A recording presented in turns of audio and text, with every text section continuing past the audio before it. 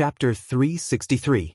It could be said that the Gu family was perhaps the only family that could rival the Mu family. How big was the Gu family's territory? No one knew.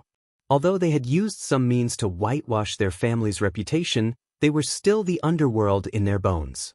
Whether it was their methods or their style, they were all ruthless. Especially Gu Jinglian. He was an extremely dangerous and terrifying person. When Gu Jinglian became the head of the Gu family, he was only 23 years old. However, as soon as he gained power, he immediately revealed his ambitious and ruthless side. On the second day of his ascension, he eliminated all the hall masters and retainers who were disloyal to him. His methods were so ruthless that it made people tremble in fear. Compared to Gu Jinglian's methods, Yang Shouqing's level was simply not enough. As the crown prince of the underworld, Gu Jinglian's style was mysterious and unpredictable due to his identity. Very few people had seen his true face. It was rumored that those who had seen his true face no longer existed in this world. Yang Shouqing's legs could not help but tremble. How could he not be afraid? Although he had been running amok in Hong Kong for so many years, he had always maintained a sense of respect for the Gu family, a powerful underworld family. Gu Jinglian was famous for being temperamental and unpredictable. He was a truly terrifying person. Even if he was smiling, his coldness seeped right into one's bones. Because you would never know if you would die in his hands in the next moment. The door was suddenly pushed open. Gu Xingze pushed the door open and walked in. Gu Jinglian looked up. Seeing him, the corners of his lips curled up slightly. Xingze, you're here? Brother. Second Master Gu, Yang Shouqing's face suddenly turned pale. He rushed over and knelt down heavily in front of Gu Xingze. Under extreme fear, his thick lips cracked and trembled. Large beads of cold sweat seeped out of his forehead and rolled down. Gu Xingze kicked his hand away unhappily. Mr. Yang, what are you doing? Xingze, do you want to explain to Master Gu that what happened between us was purely a misunderstanding, just a misunderstanding? Gu Jinglian said nonchalantly. Xingze, did you offend Mr. Yang in some way? Hurry up and apologize to him. His voice was very gentle, but when it entered her ears, it made her shudder. Gu Xingze said calmly, Brother, I didn't. Qin Zhou said helplessly, Young Master Gu, it's actually not a big deal. It's just a small misunderstanding. I've already explained it to Mr. Yang. But he didn't seem willing to give me face and insisted that I hand Xingze over to him. That's what happened. Mr. Yang, you're in the wrong here. Gu Jinglian slowly stood up and paced around Yang Shouqing. Shaking his head, he sighed. My younger brother grew up overseas, so he doesn't know much about the rules of the underworld in Beijing. After a pause, the corners of his lips curled up slightly. Then, he said calmly, according to the rules, as his brother, I'm also half a guardian. If he has offended you in any way, you can look for me directly. I'll apologize to you on his behalf. But do you think you can take away a member of the Gu family just because you want to? If you take my woman away, how will I, Gu Jinglian, be able to show my face? What will happen to the Gu family's prestige? Chapter 364. Young Master Gu? I didn't know who he was at first. Yang Shouqing wiped the sweat off his forehead with his sleeve and said with an ugly expression, You didn't know? That can't be. Gu Jinglian leaned elegantly in front of the billiard table. He played with a poker in his hand and said faintly, I think you clearly don't care about me, Gu Jinglian. Yang Shouqing's expression changed. He immediately turned pale with fright and said, Young Master Gu, you've wronged me. I didn't know that Gu Xingze was the second young master of the Gu family. Gu Jinglian's lips curled into a smile, but his voice was extremely cold. He said, Yang Shouqing, I don't care about how glorious you were in Hong Kong in the past. But since you have one foot in the capital, you should know whose territory the capital is. I know. I always knew. You knew? You knew, but you still dared to mark my territory? Gu Jinglian's gaze swept over. His shiny leather shoes heavily stepped on Yang Shouqing's hand. He said fiercely, Do you know whose name is engraved on the capital's territory? Who do you think you are? You're in the Gu family's territory and you don't know how to follow the rules. Do you think I will tolerate you? Yang Shouqing was in so much pain that his face turned pale. In a moment of confusion, he suddenly realized what Gu Jinglian was referring to. His face turned pale for a moment. I wouldn't dare. Young Master Gu, you've misunderstood. I definitely didn't mean that. Please don't lower yourself to my level. Yang Shouqing nervously grabbed Gu Jinglian's trousers and begged for mercy. But he didn't know that his so-called goodwill had violated Gu Jinglian's taboo. Gu Jinglian's thin lips curled slightly and his eyebrows furrowed in disgust. Look, you've dirted my trousers. What should I do? After saying that, he suddenly stretched out his leg and kicked him away. Yang Shouqing rolled a few times in a sorry state before he slumped against the corner of the table. His nose was bruised and his face was swollen. He was in so much pain that he sucked in a breath of cold air. His eyes couldn't even move. He saw his well-trained subordinates walking over expressionlessly. An incomparably mournful scream was heard. Blood flowed like a river in the private room. Yang Shouqing cradled his broken arm, his entire face red from the extreme pain. He kept wailing and rolling on the ground in a sorry state. Gu Jinglian glanced at him coldly and turned to leave the room. Qin Zhou and Ji Lin followed suit. Before Gu Xingze left, he walked up to him and grabbed his neck, warning him coldly, I'm warning you, don't even think about touching her.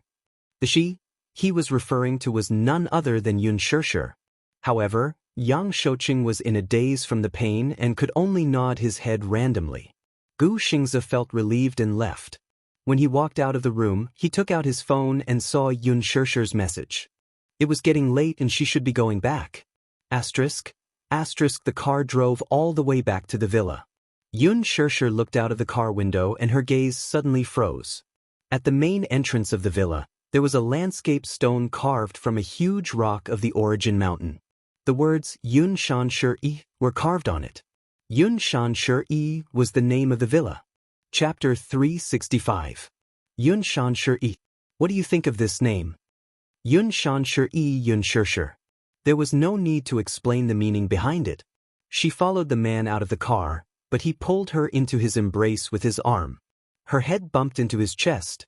She furrowed her brows in pain, but when she looked up, she saw him smiling teasingly with a hint of playfulness in his eyes. Didn't you want to send me home? Yun Shirshir fumed. Why are we here? I missed you. Accompany me tonight. The man felt a little smug. If Yun Tianyu knew that the boring summer camp at the kindergarten was specially arranged by a certain man, he would surely gnash his teeth in anger. Back at the villa, she began to feel restless and sat motionless on the sofa. She watched the man, who had taken a shower, leisurely walk back and forth in front of her. He was wearing a loose bathrobe and was leisurely wiping his wet hair.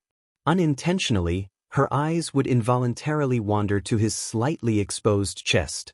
She would then turn away with a burning face. Mu Yaja walked to the wine cabinet and poured himself a glass of vodka. From the corner of his eye, he glanced coldly at the woman, who was still sitting motionlessly on the sofa. She seemed to be afraid of something, or perhaps she was hiding from something. He had been traveling the business world since he was 18 years old. He had to admit that some women were really scheming. Even those shrewd businessmen in the business world had to admit that they were inferior to them. This little woman in front of him, however, was simple and transparent. Her thoughts could be easily seen from her face. How could this little woman hide her thoughts from him?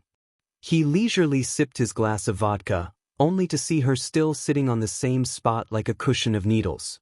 Her head was lowered in a daze, and he did not know what was on her mind. Hence, he asked, "Aren't you going to shower?"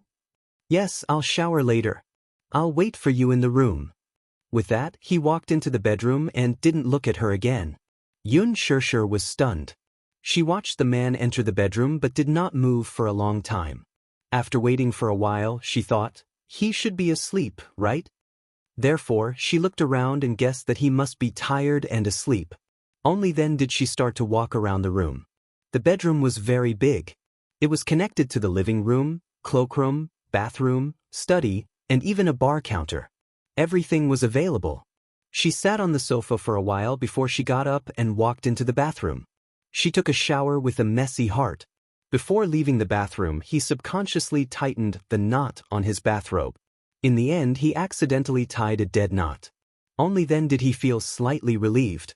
She walked into the bedroom. The small wall lamp was still lit. It was left for her. However, he seemed to have fallen asleep. He was lying on his side, and his tall body occupied 2/3 of the space. She secretly rejoiced and carefully climbed onto the bed. Her movements were light as she was afraid that she would make the slightest noise. However, before she could lie down properly, she felt the movement of his body beside her. This movement scared her so much that her heart stopped beating. While she was still in a daze, the man reached out and pulled her over. His large palm reached for the knot on her bathrobe. Mu Yaja tugged at the knot on her bathrobe. His lips curled into a devilish smile as he said playfully, "This knot is very tight." Chapter 366. Yun Shersher's face instantly flushed red. The two were so close to each other that she could still feel the man's hot breath by her ear. Her body stiffened all of a sudden. "Do you think that I can't do anything to you just because you tied a dead knot?" The man leaned close to her ear, and his tone was a little provocative. She was so scared that she shut her eyes tightly, but before she could get what she wanted, with a pop, her vision darkened, and the lights went out. Behind her, Mu Yaja's deep voice came. "Go to sleep." She heard the man's mocking voice with a smile. "I'll let you off tonight." Even if they slept together and didn't do anything, smelling the orchid fragrance in her hair, it was as if the haze in his heart had been swept away.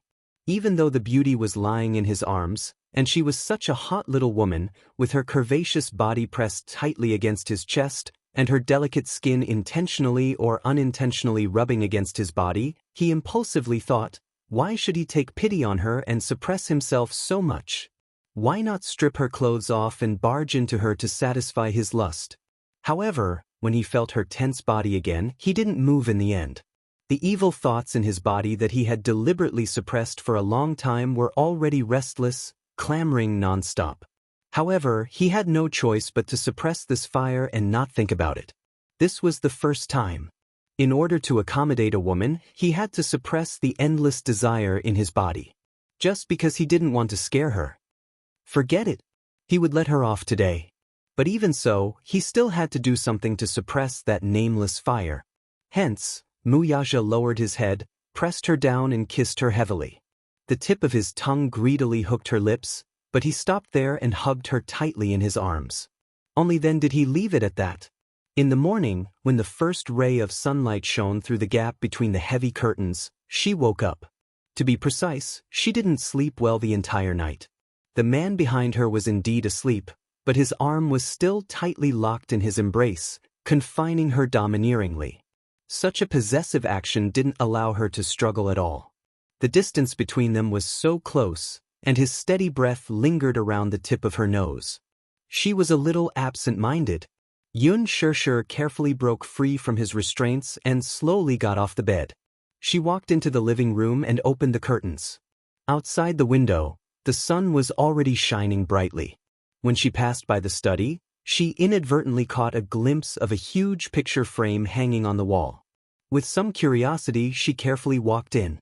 Her footsteps were light, and she actually felt a little guilty. Hanging on the wall was a family portrait. It was so exquisite that it was framed.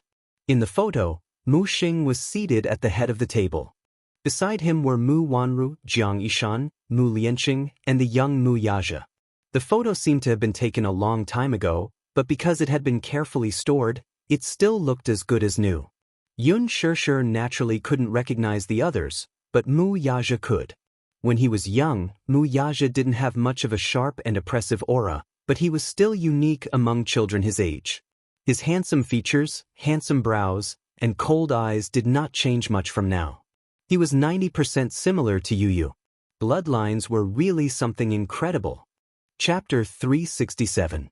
Just as Yun Shersher was feeling emotional, her peripheral vision fell on a girl beside Mu Sheng. Her gaze changed slightly, and for a moment, her emotions were in turmoil. That girl's face was very familiar, as if she had seen her somewhere before. Her eyebrows, eyes, and even that pair of eyes seemed to be familiar.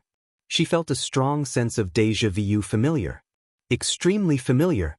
However, her childhood memories were too hazy, and she could not remember much of them.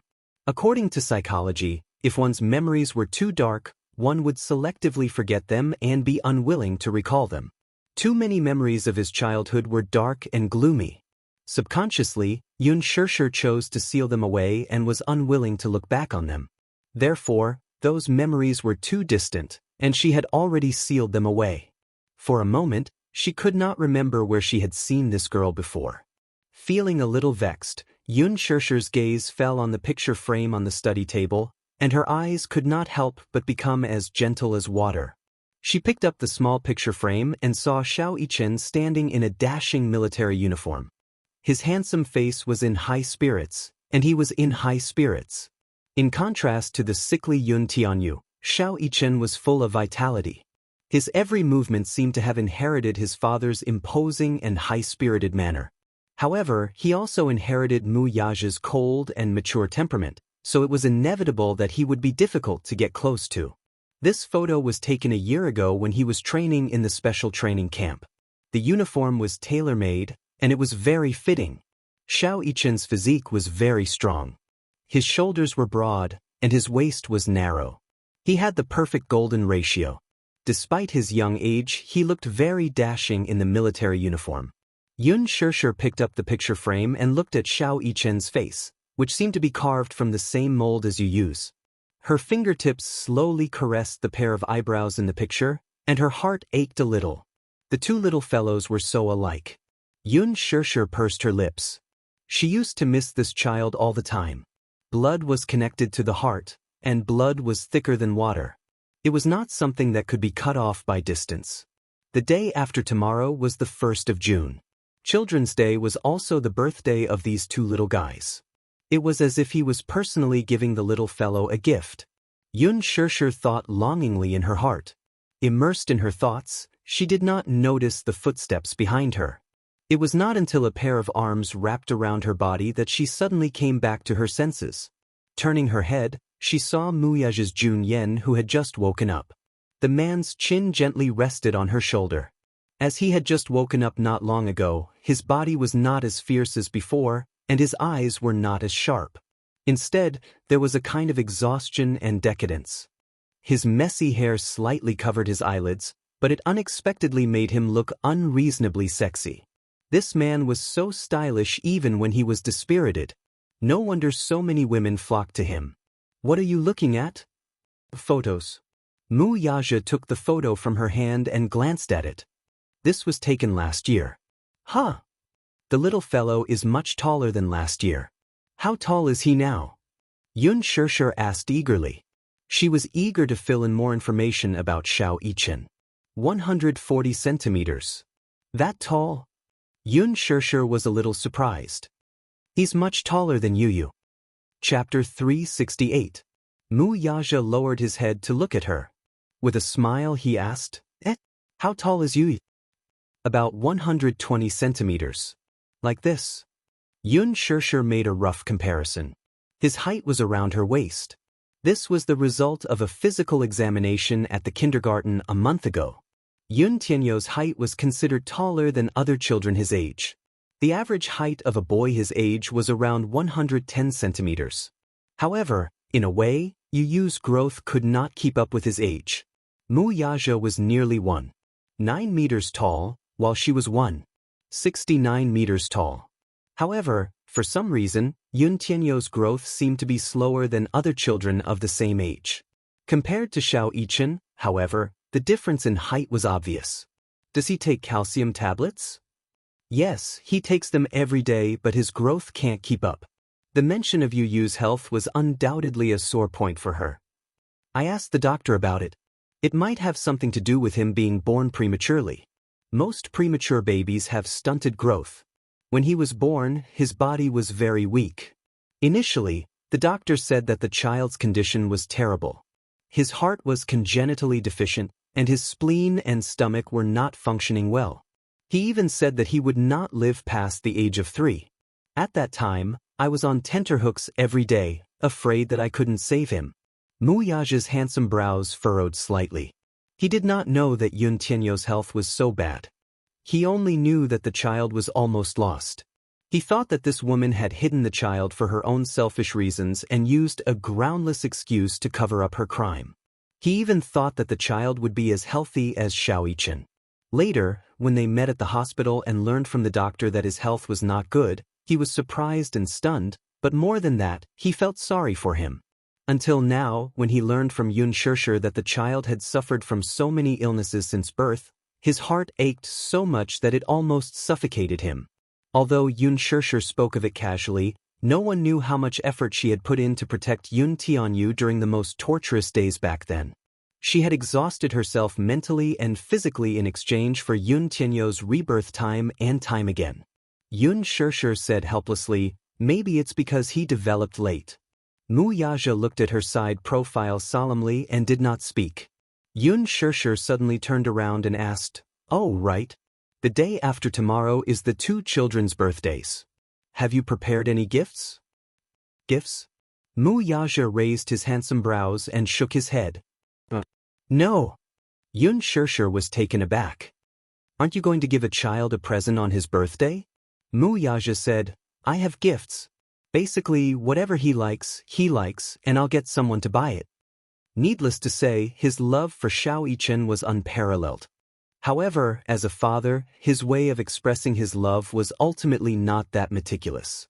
It was a little crude. Yun Shishir could not help rebuking him. "You should prepare a gift in advance. That way, the child will have a surprise for his birthday." "Surprise? Children like surprises?" Mu Yaja fell silent. He did not know how to create a surprise. If the child liked it, he would prepare it and buy it. Coaxing a child was probably similar to coaxing a woman. Chapter 369. Yun Shishir seemed to have seen through his thoughts. She said helplessly, "A child's favorite moment on their birthday is probably opening their presents. Nothing can replace that kind of anticipation. I don't know what to prepare. Are you free this afternoon?" Yun Shishir hesitated for a moment before she suggested, "Are you willing to accompany me to the mall? Coincidentally, I also want to prepare a birthday present for Yu. Mu Yaja nodded without hesitation. Yun Shishir couldn't help but feel a little excited. She clearly knew that this man was usually very busy. After all, he was in charge of a huge financial group. He must have a lot of work to do. However, when she heard that he was willing to accompany her to the mall, she was a little surprised and pleasantly surprised.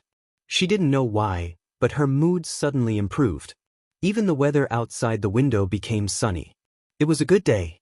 However, when Yun Shishir finished washing up and walked out of the bathroom, she saw that the man had changed into casual clothes and was sitting on the sofa. She walked over and was about to speak when she saw that there was something wrong with his expression. His whole body sank into the sofa, his head was lowered, and his breathing was a little heavy. She was stunned. He looked like he was in pain. His hands were gripping the armrest of the sofa tightly, and his fingers were hideous. Yun Shishir leaned over slightly and saw that his forehead was covered in large beads of cold sweat. His handsome face was pale, and it looked a little scary. "What's wrong with you?" "My stomach hurts," Mu Yaja said in a low voice. His voice sounded a little heavy. Yun Shishir suddenly recalled that Mu Yaja's expression was a little strange from the beginning. When he hugged her from behind, she could clearly feel his stiff movements and heavy body. At first, she didn't think too much about it. What she didn't know was that Mu Yaja had a very serious stomach problem. This stomach problem originated from more than 10 years ago. When he was young, Jiang Yishan passed away from illness. It was a huge blow to him, and his willpower collapsed very quickly. He locked himself in his room, refusing to eat or drink. That period of time was gloomy and heavy, almost without any light. His mother was a very important part of his life, and the separation of life and death was almost unbearable for him. Therefore, after a month of continuous physical torture, his body quickly became thin and he suffered from physiological anorexia. Although his anorexia was cured later, it left behind a very serious illness. If he didn't eat 3 meals a day on time, it would flare up. When the stomach disease acted up, it would be extremely painful. No matter how strong one's willpower was, it would still be difficult for them to endure it. Thus, they would always have stomach medicine at home. Mu Yaja lifted his heavy eyelids and pointed at the cabinet. Medicine? Only then did Yun Shirshir realize that he was suffering from gastric problems. Yu also had mild gastric problems. When he was suffering from gastric problems, he was also in pain. It was heartbreaking. Following the direction he pointed, Yun Shirshir rummaged through the cabinets and finally found a medicine box. She opened it. Other than the simple medicine for wounds, most of it was gastric tranquilizers. She referred to the dosage of the medicine and took 2 tablets. She held a glass of water and handed it to him. Mu Yaja reached out to take it, but there was a sharp pain in his stomach. He didn't hold the glass firmly. With a bang, the glass fell to the ground.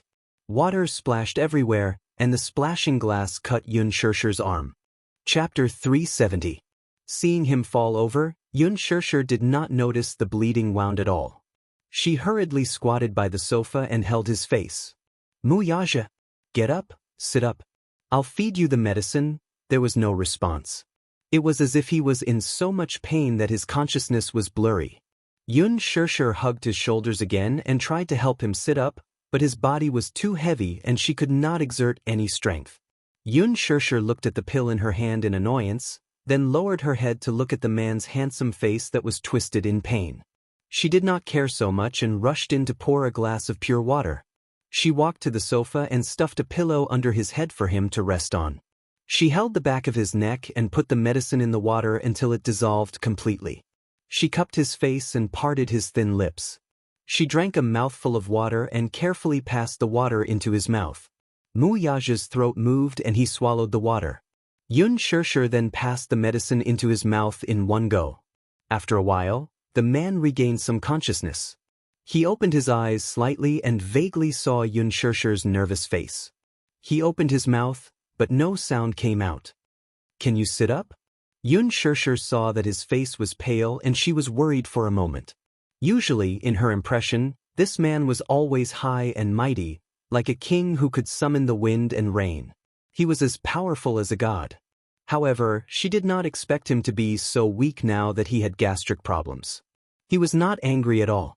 When she thought of this, she could not help but laugh at her ignorance. No matter how powerful this man was, he was still a person like her. He was not a god. People would eventually fall sick. Illness came like a landslide. No matter how strong a person's body was, there would be times when they fell sick. Was it because he did not eat breakfast when he woke up? She did not know why, but she was blaming herself. Thus, she hurriedly said, "Lie down for a while. I'll make breakfast for you." She had just gotten up when the man suddenly grabbed her arm. With a tug, Yun Shirshir lost her balance and fell into his arms. "What are you doing?" She was a little angry, a little anxious, and a little worried. She was afraid that she would fall so heavily and crush him. Mu Yaja held her neck with one hand and his other hand slowly caressed her lips. There was a trace of dark sharpness in his eyes. "Where are you going?" "I'm making breakfast for you. You have gastric problems. It must be because you don't eat 3 meals regularly." Yun Shirshir replied. She wanted to get up again, but the man held her in his arms. But this time, his arm was firmly locked onto her waist, not giving her any chance to escape. "What are you doing?" she asked in annoyance. She frowned and was slightly annoyed. Her tone was coquettish, and her eyes revealed helplessness and embarrassment. Mu Yaja lowered his head and looked at her. He could see the angry expression on her face.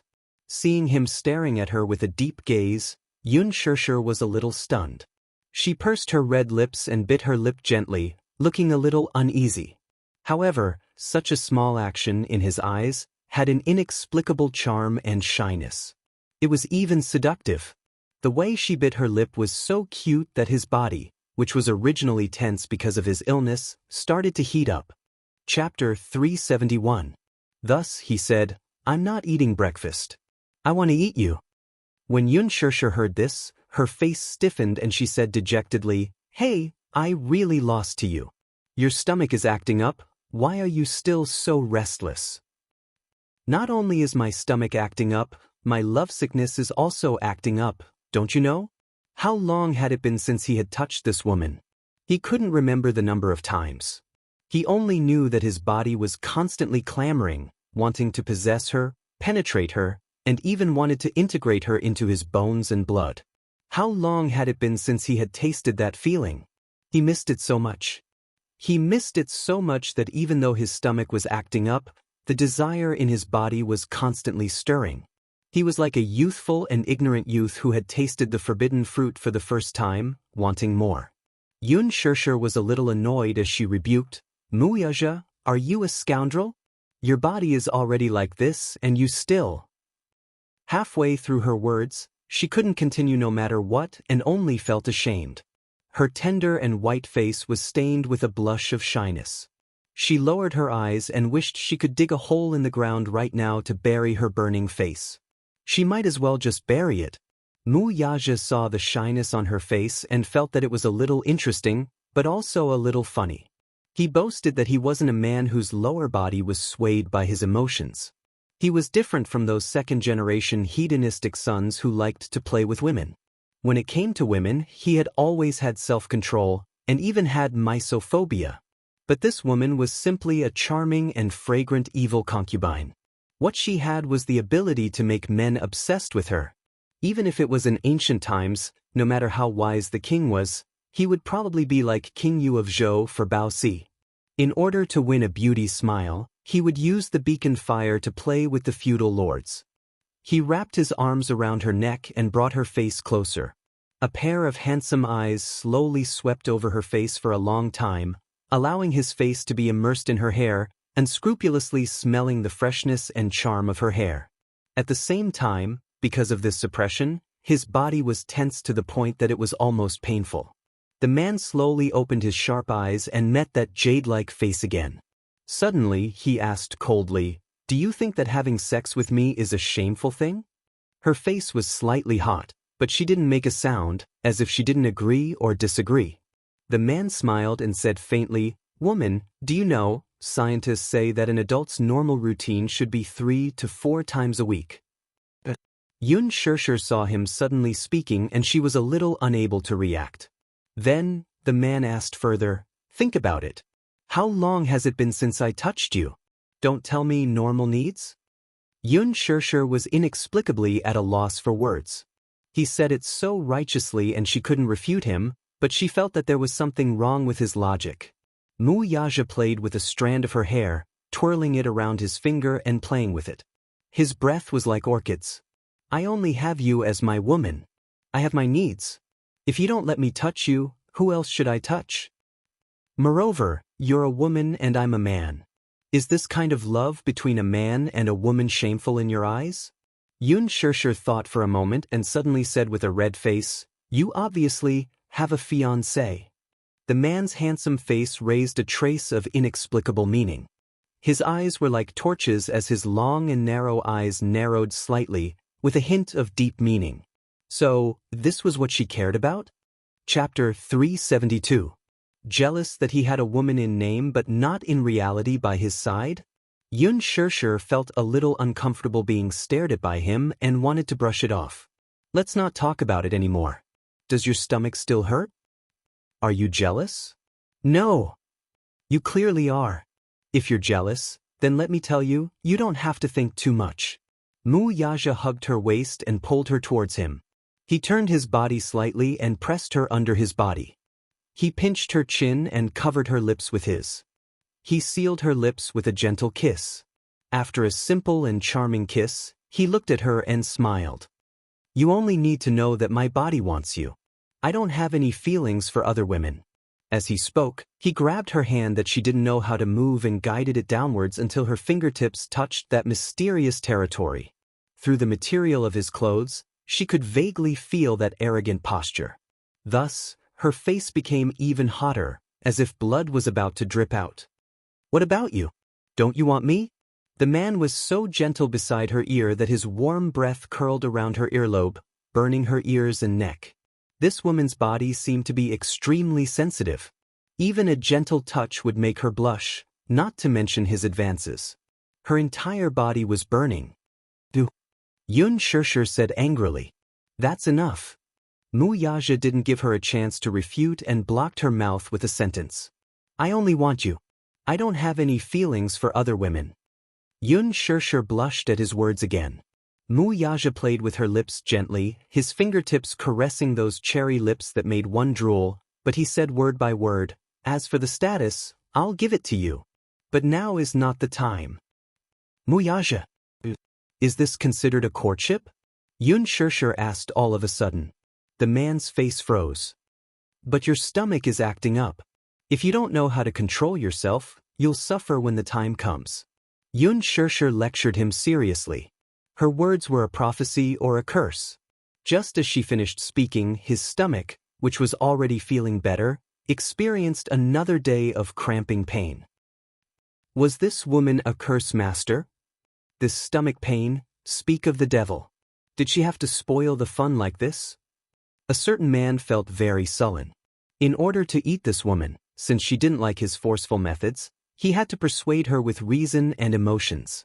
Just as he was about to eat her, the stomach pain came again. Damn it, if your stomach hurts, then have a good rest. Yun Shirshir threw him on the sofa. As she pushed open the door to leave, she said, Be good and wait for me. I'll cook noodles for you. Mu Yaja could only stare at her back view as she left. Seeing the fragrant meat in his mouth fly away, he didn't have any other thoughts. Yun Shirshir closed the door and held her heart with both hands. Her heart was thumping. Status, I'll give it to you. The man's firm words kept echoing in her ears. She didn't dare to let her imagination run wild. She took a deep breath and quickly went to cook noodles for the man. Chapter 373. The noodles were specially cooked so that they would break in the mouth and be easily digested. When she presented the noodles to the man, Mu Yaja's unsatisfied and cold face, coupled with the hot noodles, seemed to be a sharp contrast. Unsatisfied, how unsatisfied was he? I don't want to eat noodles, I want to eat. Shut up and eat the noodles. Yun Shirshir said with a red face. Is it wrong for me to want to eat meat? Mu Yaja took the bowl and said that deliberately. His expression looked innocent, but there was a hint of teasing in his eyes. He was skirting the boundaries, which was considered flirting. Although he couldn't touch her physically, he could still flirt verbally. Thus, Mu Yaja's mood improved a little as he enjoyed her embarrassed face. Then he finished the entire bowl of noodles, not leaving a single bit behind. When he finished the whole bowl of noodles, the stomachache seemed to have dissipated by a lot. The car drove slowly into the shopping center. Mu Yaja dropped Yun Shirshir at the entrance and parked the car. Yun Shirshir looked up and sized up the magnificent entrance of the shopping center. Such a huge building stood in the most expensive area in the city center. It was like a piece of treasure land where every inch was worth gold and silver. The entrance was luxurious and grand. Even the security guard standing at the entrance seemed to have the words, "Poor people and dogs are not allowed in," written on his face. She said that she wanted to buy a gift, so he drove the car here. He heard that the expenses here were very high. No one dared to step in if their monthly income was less than 100,000 yuan. Yun Shirshir didn't think much and walked in. The first floor was mostly for cosmetics and some luxury jewelry brands. Mu Yaja asked her to wait for him on the first floor, so she wasn't in a hurry to go up to the second floor. Instead, she browsed through the jewelry counters. She wasn't buying, she was just looking. While she was strolling, she suddenly heard a strange yet familiar voice. Shirshir? Yun Shirshir was a little surprised. She looked up and saw that the person walking towards her was her work colleague, Han Xiaoxiao. This Han Xiaoxiao was considered a flower in the office. Not only did she have a hot body, but her facial features were also very beautiful. Before Yun Shirshir's arrival, she had always been like a fish in water in the office. After all, most of the employees in that company were men, and single women were few and far between. Hence, as one of the better-looking single women, Han Xiaoxiao was naturally in high demand and was considered to be the one who could summon the wind and rain. But after Yun Shirshir entered that company, everything changed. Yun Shirshir was gentle and easy to get along with. Not only was she kind and charitable, but she was also different from Han Xiaoxiao in that she would often help her female colleagues. Hence, Yun Shirshir completely stole her limelight. Han Xiaoxiao was extremely jealous of Yun Shirshir. Therefore, she often ostracized her. Now that Yun Shirshir left the department, Han Xiaoxiao returned to the throne of a princess. There were still many people in the company who surrounded her. A while ago, she developed a private relationship with her superior. She hooked up with such a person, so naturally, she was promoted to the deputy manager of the public relations department. It was the time when she was in the limelight. As a result, Han Xiaoxiao could be said to be very different from the past. She was much more liberal with her spending and often went to some high-end consumer places. Chapter 374. If it wasn't for her good looks, it would be degrading for her to wear cheap clothes all day long. What made her even more jealous, though, was that she did not know what ability Yun Shirshir had to be able to make those cheap clothes look fashionable. Could it be that with a good face, one could look classy in any clothes? Shirshir, long time no see. It's such a coincidence to meet you here. Han Xiaoxiao swayed her hips as she walked forward. Her movements were flirtatious. I haven't heard much about you recently. Did you find another job after leaving the company? Yun Shirshir did not have a good impression of her. Not only did she ostracize her, but this woman's behavior in the company was no different from a green tea girl. Therefore, her attitude was not very enthusiastic. I found one. Seeing that she was so cold, Han Xiaoxiao did not get angry. Instead, she leaned closer to her. In the past, Yun Shirshir was always praised as a goddess in the company. However, it was different now. She had hooked up with a big shot. Her status and identity were not what it used to be. Therefore, she wanted to use this rare encounter to show off and show off. Why are you so cold? Are you in a bad mood? Why don't I treat you to a cup of coffee? It's at Blue Mountain Coffee on the 3rd floor. Blue Mountain Coffee was not cheap. It's okay. I'm waiting for someone, Yun Shirshir said calmly as she browsed casually at Tiffany's counter. Han Xiaoxiao saw that she was looking at jewelry and stuck close to her like a piece of plaster. She smiled and said, Tiffany's jewelry is a world-class designer in America. It's not cheap. I just bought one yesterday. It's a little expensive, but everyone said it looked good when they wore it. Yun Shirshir only lowered her head to look at it casually and ignored her. This woman was so talkative. She was annoyed with her. If it wasn't because she was waiting for someone, she would have gone upstairs to get rid of her. When the salesperson at the Tiffany's counter saw that Yun Shirshir was only looking at her without saying a word, she could not help but size her up. She noticed that she was wearing unbranded clothes and looked very poor just by looking at her. Therefore, he thought that this woman must not have much purchasing power. On the contrary, the woman standing next to her was dressed fashionably in branded clothes. She looked rich and respectable. The salesperson took a closer look and saw Han Xiaoxiao standing in front of the counter. Her hand was intentionally or unintentionally fiddling with a necklace on her neck. She was slightly shocked and said in astonishment, Wow, beautiful lady, is the necklace you're wearing on your neck the Bulgari series? Han Xiaoxiao's lips curled up. I bought this necklace a while ago. I don't really like it, and it's very cheap. It's only 20,000 yuan for one. Hee hee, it makes you look especially elegant. However, I have a series that should be more suitable for you. Han Xiaoxiao pretended to be a rich lady and said, Take it out for me to see. The two of them echoed each other and started chatting passionately. Yun Shirshir was looking at the price signs. She was speechless when she saw the long string of zeros on the price signs. Then, she saw Han Xiaoxiao chatting with the salesperson. It was obvious that Han Xiaoxiao wanted to show off in front of her. She was a little dispirited and wanted to leave. Mu Yaja parked his car and went up to the 1st floor. He saw that she was standing at the jewelry counter and seemed to have nothing to do. He walked over slowly. Have you waited long? Chapter 375. His appearance had attracted Han Xiaoxiao's attention. The handsome man in front of her was tall and slender, especially that exquisite handsome face of his. His every movement exuded a natural aristocratic aura that made her fall in love with him. Who was this man? He looked like he was either rich or respectable. Why was he with Yun Shirshir? Han Xiaoxiao's eyesight was outstanding after all. She could tell the brand value of Mu Yaja from head to toe at a glance. Compared to Yun Shirshir, who was wearing cheap clothes, it was a little out of place. Shirshir, who is he? Yun Shirshir pursed her lips and did not want to bother with her.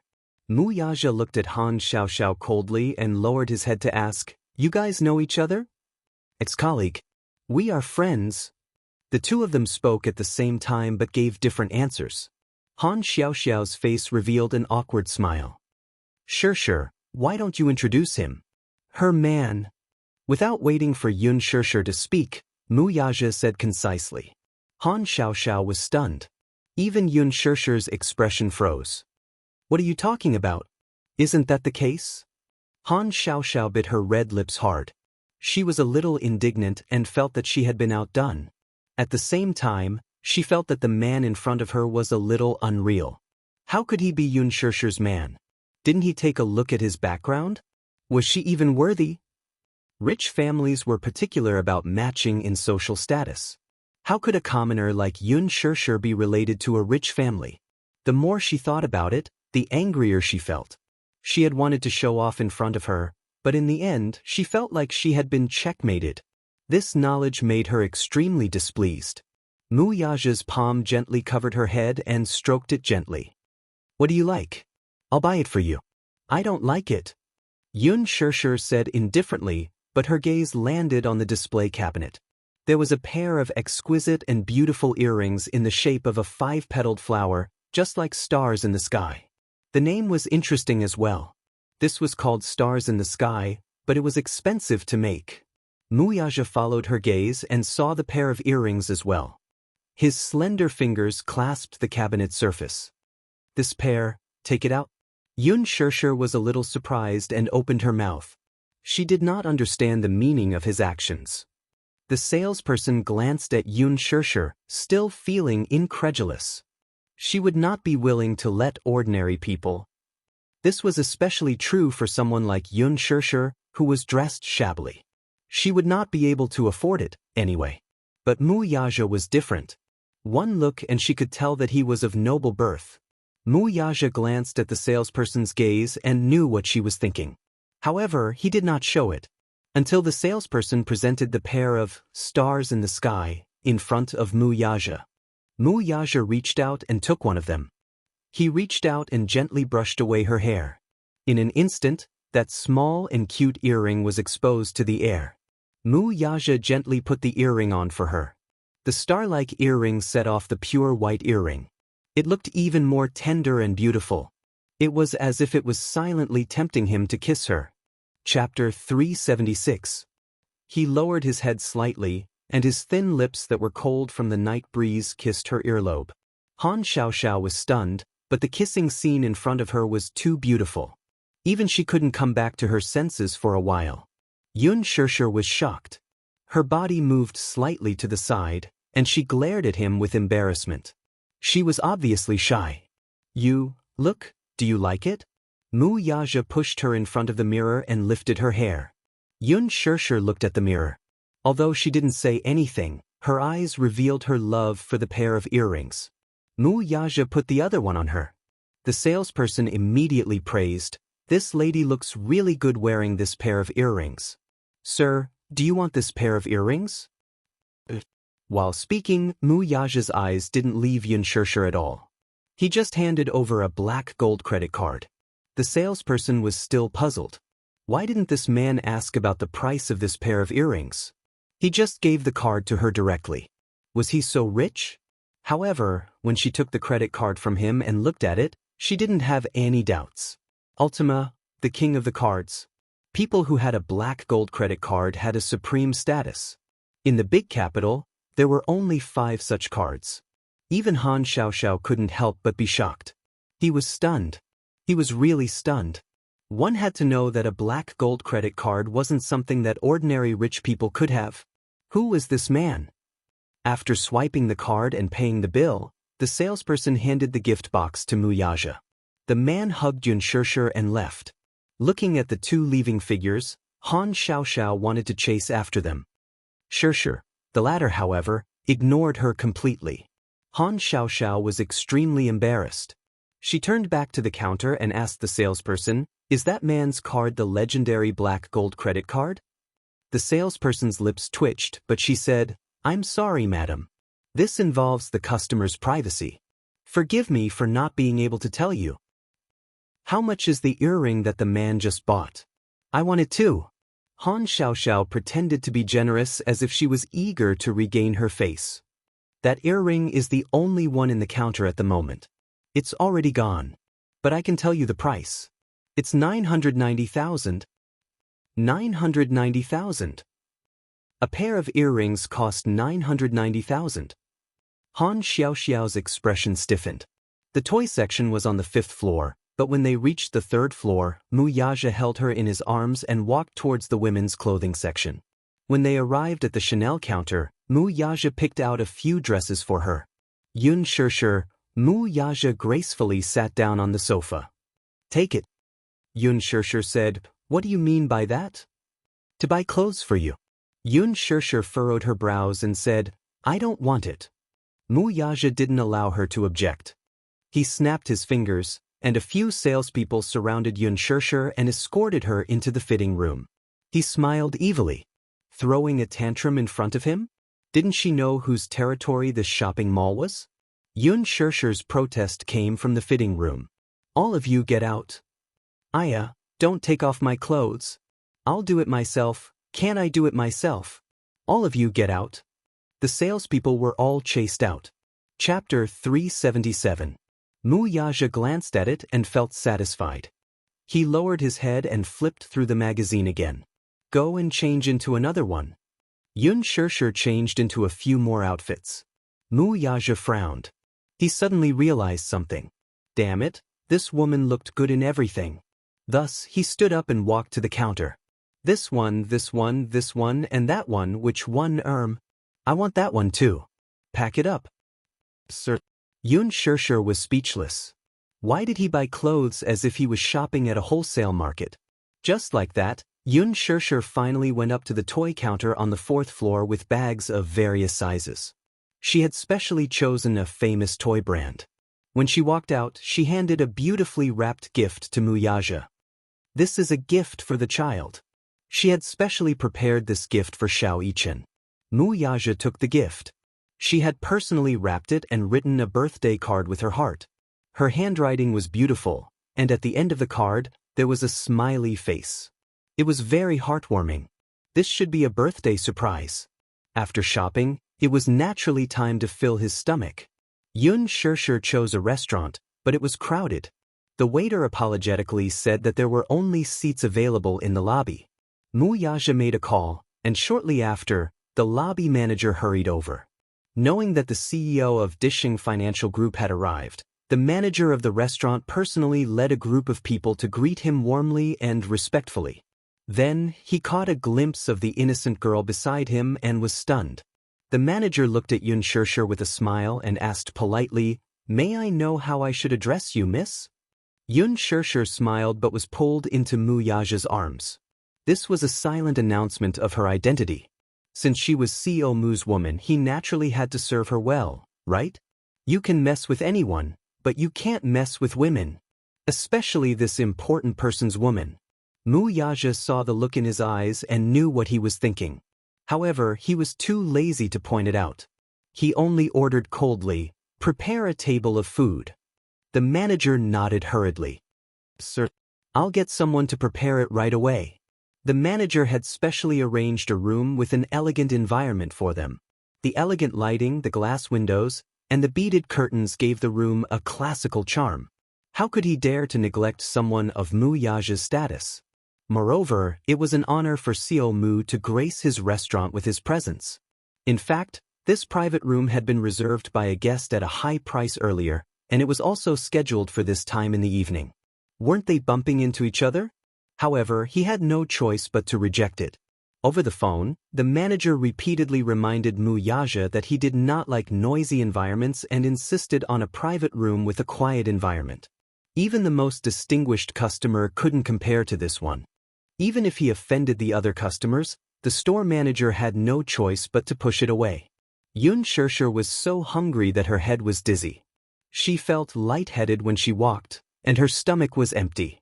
When she saw Mu Yaja walking far ahead, not caring about the bags she was carrying, she was full of resentment.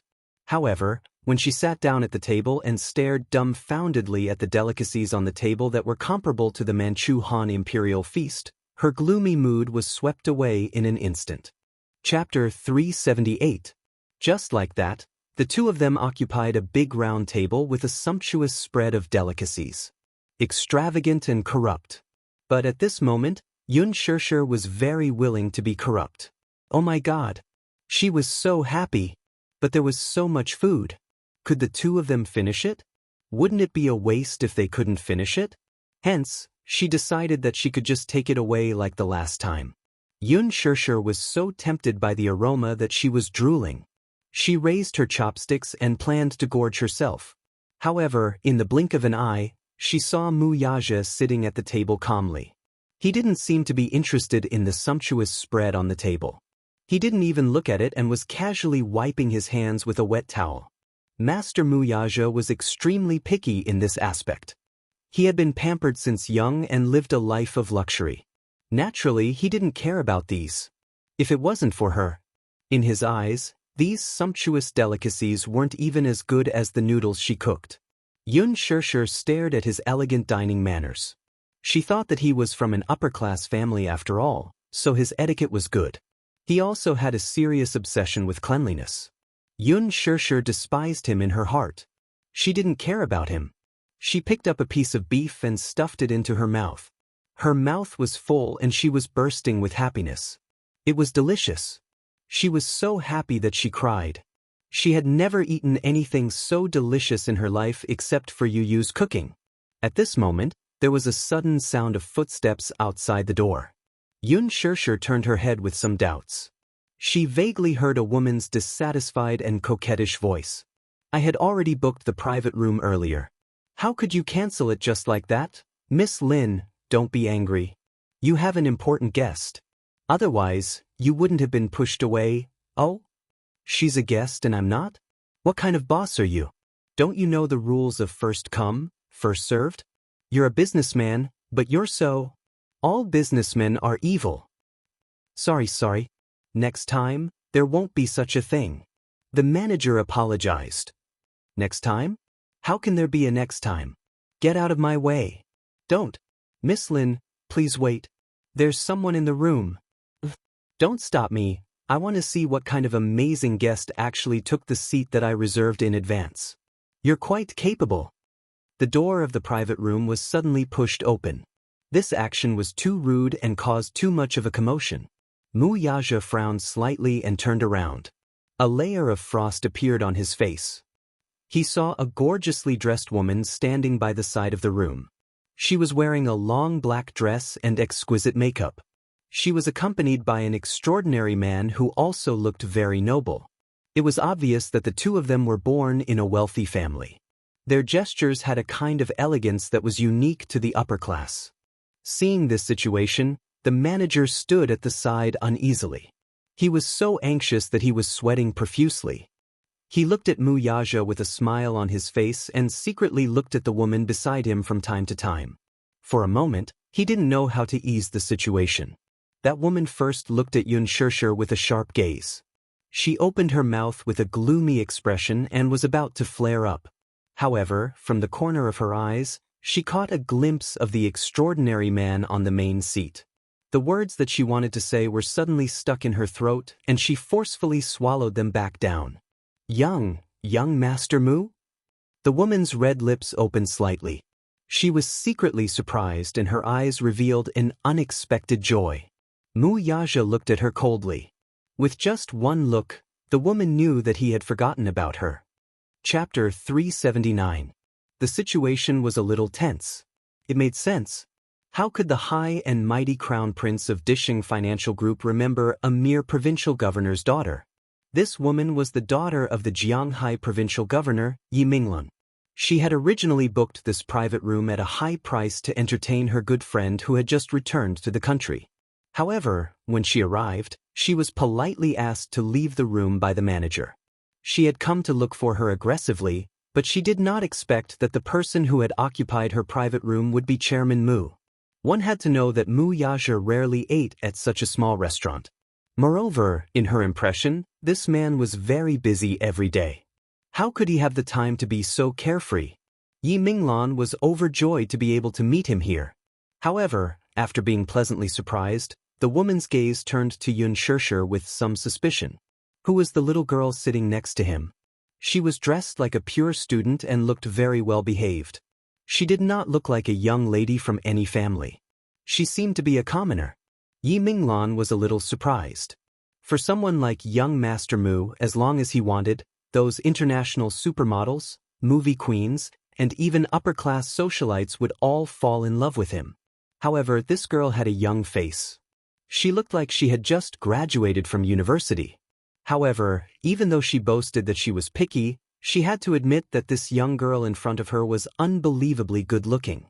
Her skin was fair, her eyes were bright, her lips were red, and her teeth were white. Even without makeup, she was already very charming. If such a lovely girl were to be thrown into her circle, many men would fight over her. Yun Shirshir felt uncomfortable being stared at by her. She looked up and felt a burning gaze on her. She followed the gaze and saw the man beside the woman staring at her. Rather than saying that he was sizing her up, it was more accurate to say that his gaze looked as if he wanted to skin her alive. The man was tall and handsome. He was dressed casually, but he exuded an aristocratic aura. His status had always been either rich or noble. When their gazes met, Yun Shirshir subconsciously turned her face away. She was instantly disgusted by these two people who had suddenly barged in. Yi Minglan smiled brightly and asked in a sweet voice, "Master Mu, do you still remember me? My father is Yi Qiqing, and he should have some friendship with you. But if you don't mind, let's sit at the same table. Look, at this time, there aren't any private rooms in the restaurant that are empty. The private room that I originally booked has also been." She spoke very tactfully, but she did not lose her sense of propriety as she politely made a suggestion. Mu Yaja remained calm and collected. He neither nodded nor refused, as if he had tacitly agreed. Yi Minglan was a little overwhelmed by the favor. She tentatively took a step forward. Seeing that his face was still calm, her heart finally calmed down. Her eyes immediately lit up with joy as she entered the private room with the man. Mu Yaja did not have much of an impression of Yi Minglan. They were not familiar with each other and did not interact much with each other. However, her father, Yi Qiqing, was someone who had close contact with him. Based on this point, he could not reject Yi Minglan. Yun Shirshir was a little unhappy and did not want to eat at the same table as the two of them. She did not like these two people. Especially that woman. Her gaze just now was as if she wanted to cut her into pieces. Chapter 380. She had to admit that she was a little upset. What made her even more upset was that he had allowed them to sit at the same table.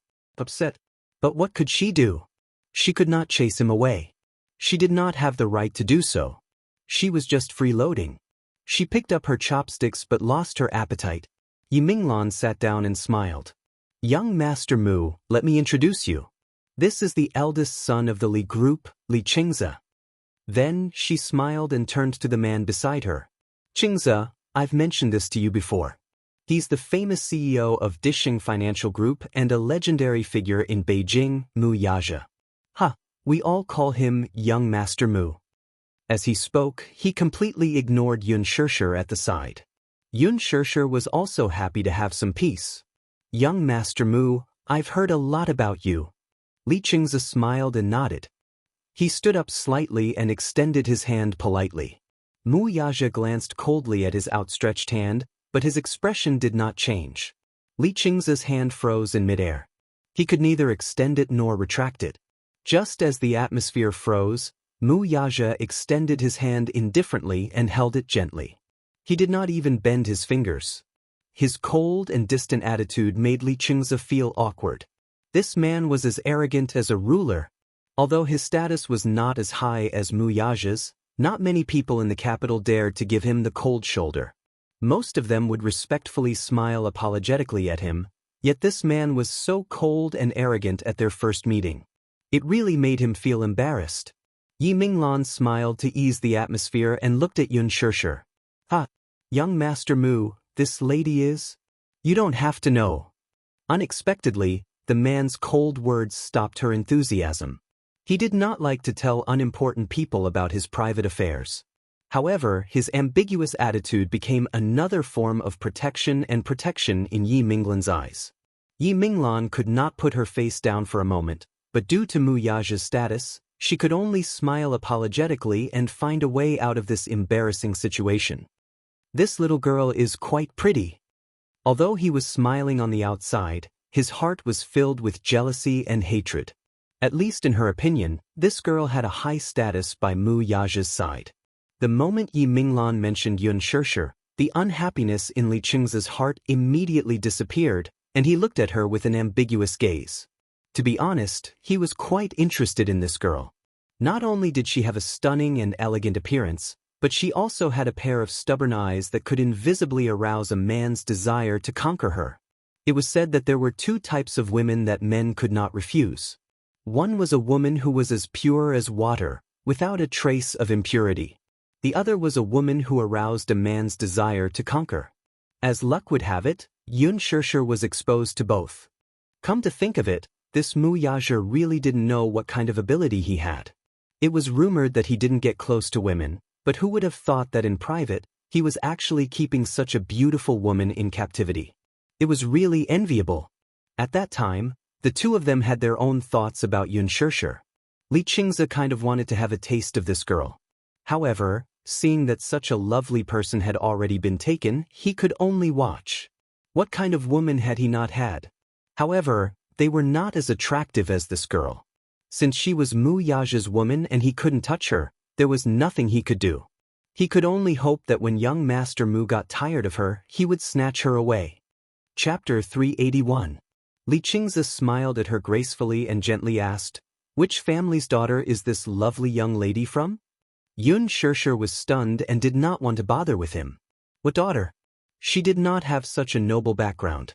Her indifference did not want to arouse his interest. Li Qingze mistakenly thought that she was shy, so he softened his voice. "How should I address you?"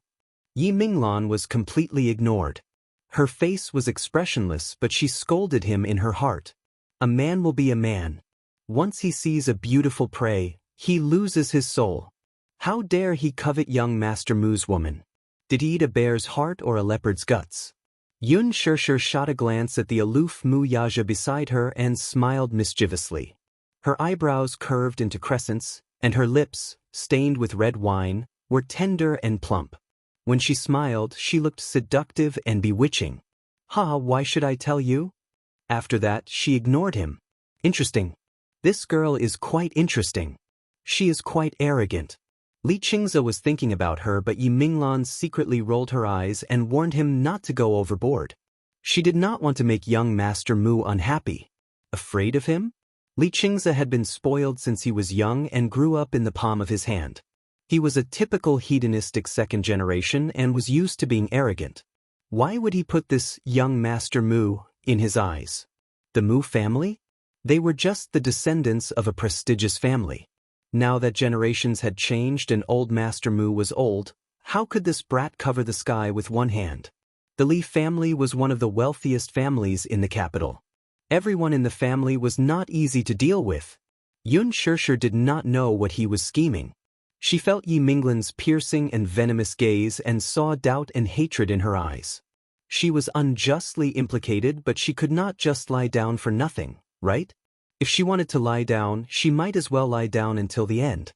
Hence, under Yi Minglan's gaze, she used her arm to nudge Mu Yaja and said in a sweet voice, "Why don't you peel a lobster for me?" Mu Yaja had always been good at scheming in the business world. How could he not know what she was thinking? He looked at her coldly from the corner of his eyes, as if warning her not to play any tricks. He had never served anyone in his entire life.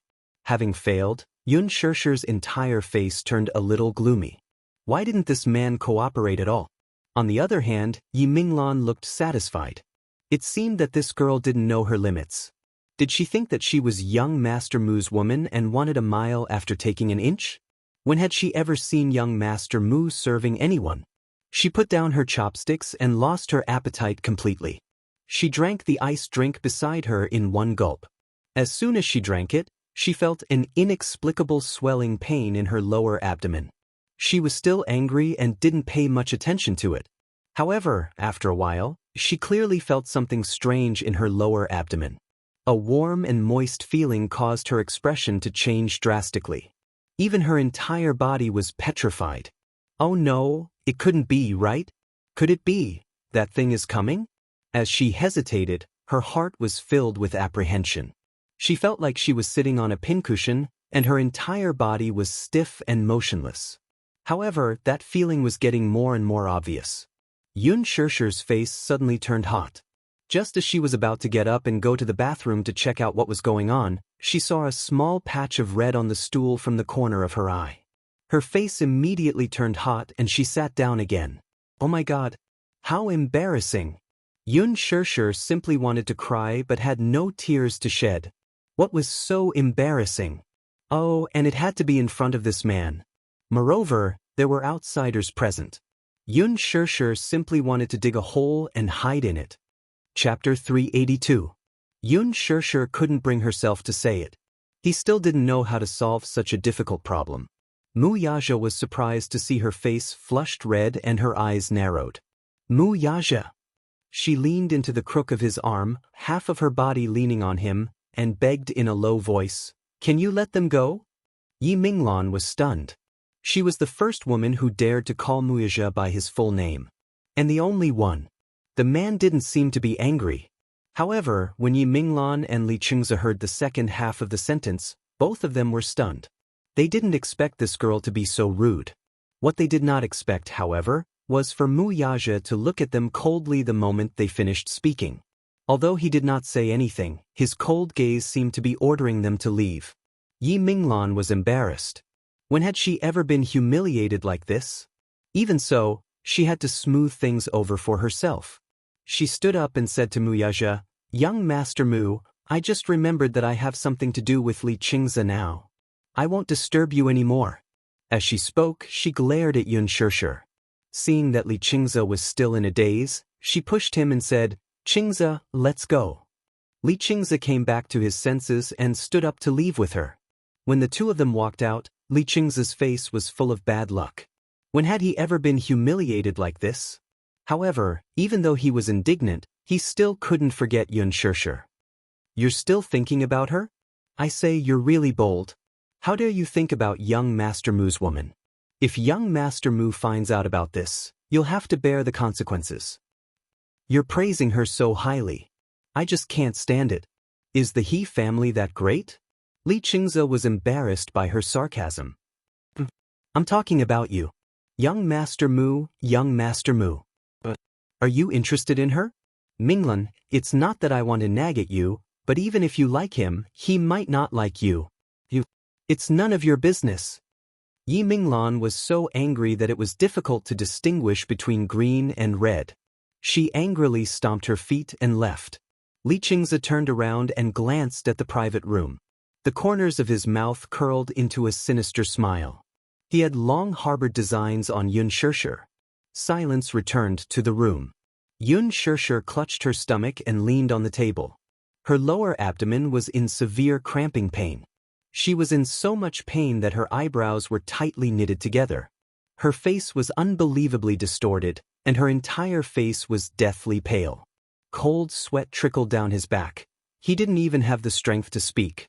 "I'm going to die, what a tragedy." Every time her period came, her stomach would always hurt. When it hurt, she would toss and turn in bed. Even using a hot water bottle to cover it didn't help. This time was no exception. What made her even more anxious was that she had returned so suddenly, especially in front of this man. What was worse was that she was wearing a dress. It was fine, but now she was even stained on the stool. How could she have the nerve to move her butt? It was simply too embarrassing. At the thought of this, Yun Shirshir's face was so red that it was about to bleed. She couldn't even cry. Mu Yaja raised his eyebrows when he saw her pale face and cold sweat on her forehead. "Are you not feeling well?" When he asked this, Yun Shirshir was embarrassed and scared. She stammered, "Mu, can you go out for a while?" "Go out? What was this woman up to again? What's wrong?" She forced a smile and said, "I'm fine." Chapter 383.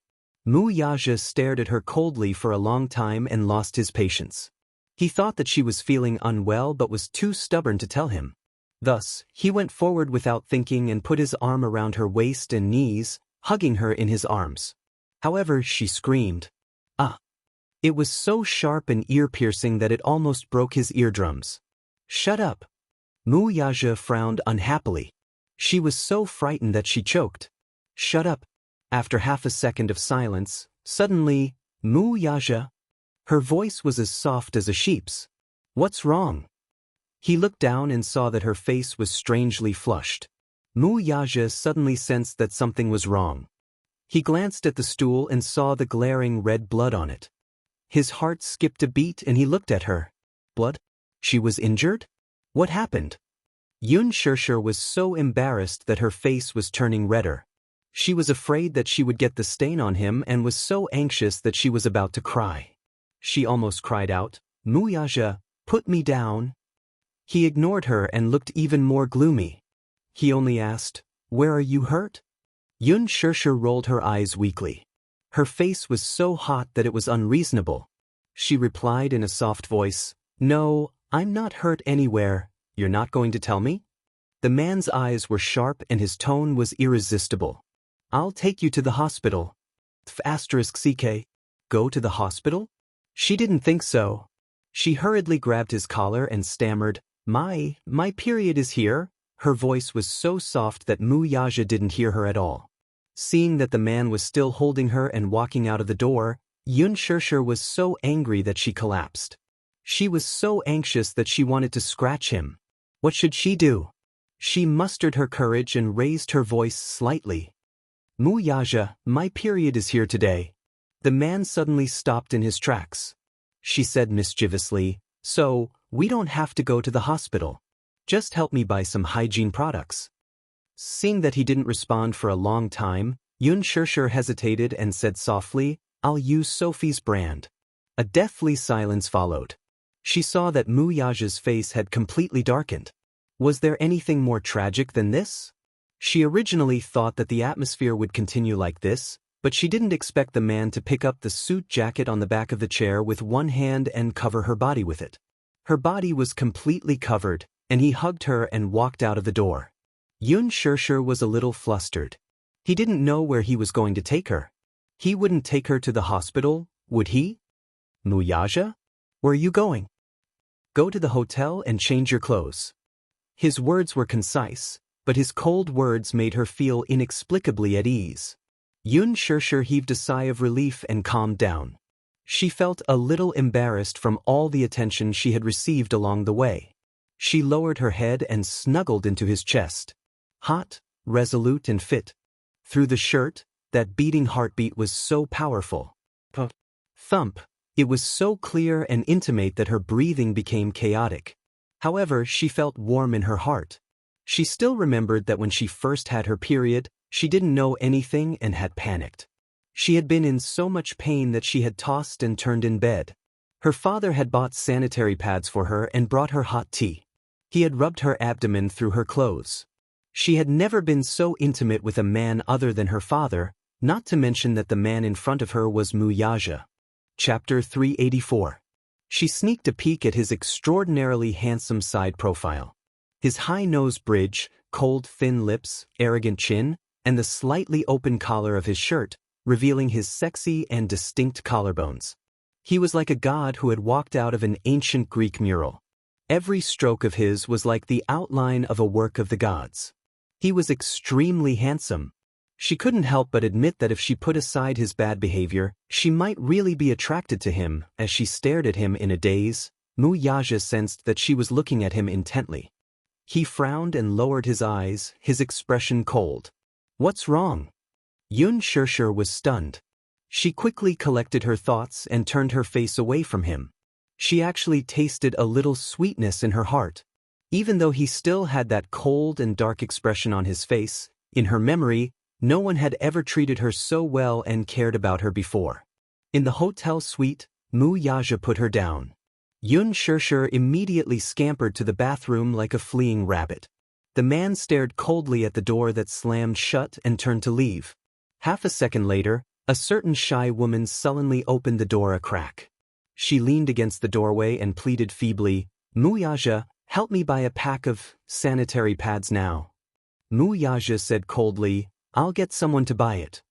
Yun Shirshir was shocked. "No. Muyaja, don't ask someone else to buy it, okay?"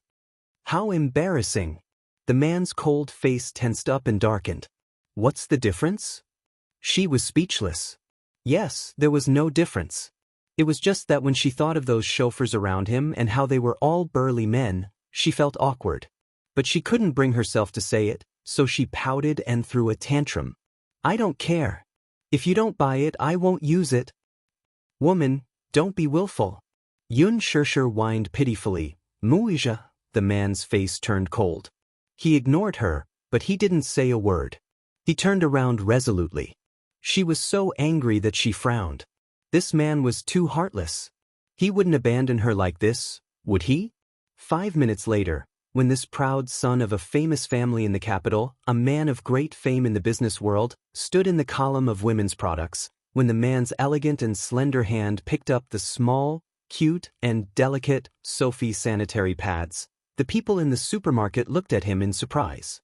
Colorful gazes sized him up, scrutinizing him. Muija tightened his grip on the bag as the blood and chi in his chest churned. His cold gaze swept over, and his icy gaze caused the temperature of the entire place to plummet. Below zero, what were his thoughts? In any case, it was worse than being shot. He didn't know much about these things, so he bought a bunch of them day and night. At the checkout, the cashier stared blankly at the pink and blue sanitary pads in front of her. The cute pink and blue contrasted sharply with the man's stiff face. Oh my God, how much did he need to buy so many? It was enough to use for a few years. However, when she caught a glimpse of the beautifully packaged cotton women's underwear, her eyes widened. Could he be a pervert? Looking at the well-dressed and handsome man in front of her, she couldn't imagine it. Muyaja stuck his hands in his pants and felt the strange gaze from the cashier. He glanced at her coldly. The cashier obediently lowered her head and didn't dare to take another look. She braced herself and wrapped them up properly. When she saw the man leave, her back was covered in cold sweat. Oh my God, what a terrifying aura. Chapter 385. Yun Shirshir was waiting anxiously in the bathroom when she heard a commotion outside, followed by a light knock on the bathroom door. However, it was not a man's deep voice that rang out. "Miss Yun, I'm here to deliver something to you on the CO's orders." The one who spoke was a gentle female voice. When Yun Shirshir opened the door, she was greeted by the room manager in her uniform. Her face instantly turned red when she saw the huge supermarket shopping bag in her hand. "Did you buy these?" "No, these are all from Xiaomu. Miss Yun, Xiaomu treats you so well. Which man would be willing to buy these things himself?" Yun Shirshir's heart warmed at her words. She took the bag from her and inspected it carefully. She did not know whether to laugh or cry. "So many? Don't you know that these things have a shelf life?" As she rummaged through the bag, she found a pair of exquisite cotton underwear. She blushed when she realized that her underwear was dirty. She did not expect him to be so considerate. "Where is he?" The woman smiled. "Are you asking about Xiaomu? There's a board meeting coming up. I'm afraid it'll be late, so he asked you to rest first." Although it was a board meeting, it was actually a car race in the mountains to calm down. "Oh, he's so busy." Yun Shirshir took a shower and changed before taking a taxi home. She lay on the soft king-sized bed and rolled around contentedly. She suddenly thought of something and sat in front of the vanity mirror. Looking at the pair of small and cute earrings, her lips curled up slightly. She touched the earrings contentedly and turned off the lights to sleep. That night, Yun Shirshir slept peacefully. The next day, Yun Shirshir rushed to the company early in the morning. She had taken a day off yesterday, so when she returned to the training class, she felt that the atmosphere was different. She did not know why, but all the trainees in the class were very polite to her. Jiang Yutong, especially, wanted to avoid her whenever she saw her. This was good to, at least she could have some peace. In the evening, Yun Shirshir reached home. The moment she opened the door, the warm light in the living room enveloped her. "I'm back." Yun Yeching was setting the table when he heard the door open. He rubbed his hands and walked to the entrance. "You're back. Is Mommy back?" Yun Tianyu poked his head out of the kitchen.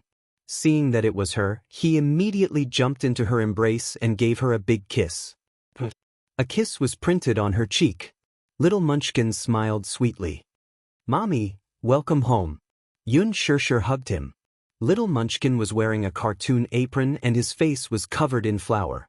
He must have prepared dinner for her. The long-lost warmth filled her heart.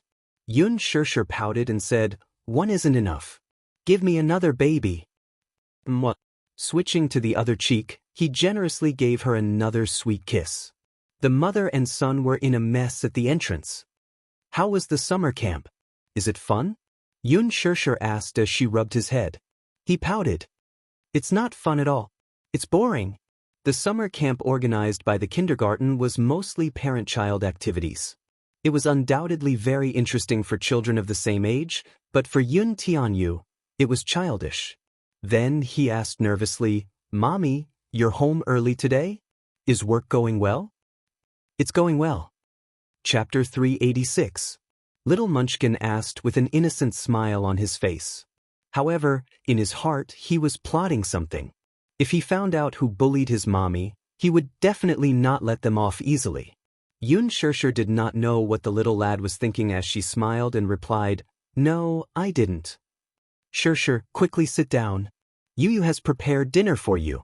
Yun Yeching immediately took her bag, took her coat, and hung it on the hanger. In the afternoon, Yu took a small purse and said that he was going to the supermarket to buy some ingredients. He was surprised and worried about the little lad going out alone, so he followed him to the supermarket. Who knew that he would be taken aback when he followed him? Just as he stepped into the vegetable section of the supermarket, Yu rushed into the crowd with a basket of vegetables in hand. His figure agilely maneuvered among the haggling voices as if he was familiar with the process. He was very particular about buying, picking, and matching the meat and vegetables. He did not even need to do anything as he picked the freshest ingredients at the most affordable price. It was not that Yun Yeching was not surprised. When Yun Shirshir was so young, she could not even differentiate between vegetables and spinach. Even when he was her age, he was not so good at it. The little lad, on the other hand, seemed to be very familiar with the process as he could distinguish all the dishes clearly. What surprised him even more was that the little lad was very meticulous in picking the vegetables. The vegetables he picked were fresh and green in color, without any damage or holes. When he bought the meat, he even knew how to carefully smell it to ensure that the meat was pure and had no stench. He even gently pressed it with his finger. Yun Yeching, who was standing at the side, could not help feeling curious. When he asked about it, he heard the little lad saying, "First, smell the meat and then press it to see if it's elastic and glossy. If it's slaughtered after death, then the meat will be dark red in color and there will be purplish-red blood stasis in the blood vessels. Eating it will make you sick." Yun Yeching was dumbfounded. The fish must have dense and complete scales, bright and clear eyes, plump and slightly protruding cheeks, and bright red cheeks. Otherwise, it wouldn't be fresh. Little Munchkin grabbed a fish and explained seriously. Yun Yeching was thoroughly convinced. Seeing his father's dumbfounded look, Yun Tianyu thought to himself that he had never seen him haggling with those aunties at the market before. That level of haggling was simply a tyrant. Now that his living conditions were better, he was too lazy to bargain, but he was especially picky about the freshness of the ingredients. After buying the ingredients and returning home, he put on an apron and brought a small stool over. Washing and selecting the vegetables, Zhang Xian's movements were practiced. Slicing and dicing the meat into shreds, his knife skills weren't as superb as those of a five-star chef. However, with a single cut, the meat slices were even and thin, and the shreds were well-proportioned and beautiful. After stir-frying, the meat slices were extremely flavorful. Yun Yeching wanted to help at first, but the little lad chased him to the side. He then stared blankly at the bustling scene in the kitchen. In less than 2 hours, a sumptuous feast was prepared. Out of curiosity, Yun Yeching snuck a taste of the opium fish. The meat was tender and delicious, and the taste was neither salty nor bland.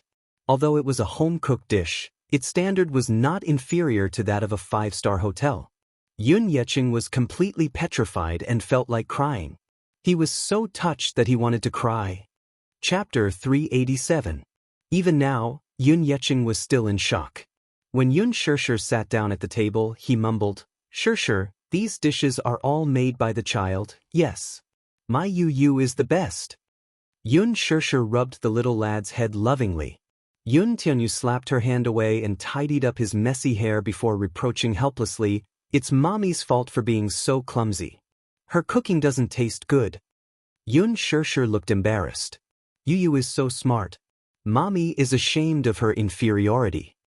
Yun Yecheng was even more amazed by his grandson's capability. He clicked his tongue in wonder. It's a good thing that he knows how to share your chores at such a young age. At first, I was worried that he wouldn't get into trouble because he's just a child. Now that I think about it, his culinary skills aren't learned in a day or two. After a pause, he asked quizzically, "When did you start learning how to cook?" "When he was 6. Yun Shishir thought for a while. "Stupid mommy. He was 4. Alright, if noodles count." She remembered that when he was 4, Yu made her a bowl of yangcha noodles, which tasted pretty good. Actually, Yu did not like to cook, especially the smell of oil and fumes. He only enjoyed the sense of accomplishment and happiness that cooking brought. Every time he saw his mommy eating the delicious food he made, that sense of accomplishment made him feel as if he were the most amazing person in the world. Being able to bring happiness to his mommy was the happiest thing in his life. "Mommy, let me test you on a question." He winked mysteriously at her. "Guess what day it is tomorrow?" Yun Shishir swallowed a mouthful of rice and pretended to be racking her brains. She asked meekly, "Oh, is it Sunday?" "Stupid mommy, tomorrow is Saturday." Yun Tianyu looked defeated as he pouted helplessly. "Oh, then I remembered wrongly. Guess again, guess again." Yun Tianyu put down his bowl and chopsticks and propped his chin on his hand. His twinkling eyes gazed at her with a gentle smile. "Is it the parent-teacher conference?" Yun Shishir guessed again. "It's an important day for mommy and me." Yu saw that she had not guessed correctly even after racking her brains. She looked upset and her little face scrunched up. She felt sad and wronged. Yun Shishir couldn't figure it out. "What day is that?" Seeing her look of innocence and bewilderment, Yun Tianyu suddenly clutched his chest with a grief-stricken look, silently complaining about her carelessness. "It's Yu's birthday." Yun Shishir pretended to be enlightened. "Oh, I remember now. Tomorrow is Yu's birthday. It's Children's Day." Yu was so angry that his face turned red. He crossed his arms and pouted so hard that one could hang a lamp. "Stupid mommy, you don't have Yu in your heart anymore? You don't even know Yu's birthday." With that, the little guy covered his face and cried sorrowfully. "Woo woo woo, mommy doesn't love Yu anymore. Yu is so sad." "Stop joking, baby.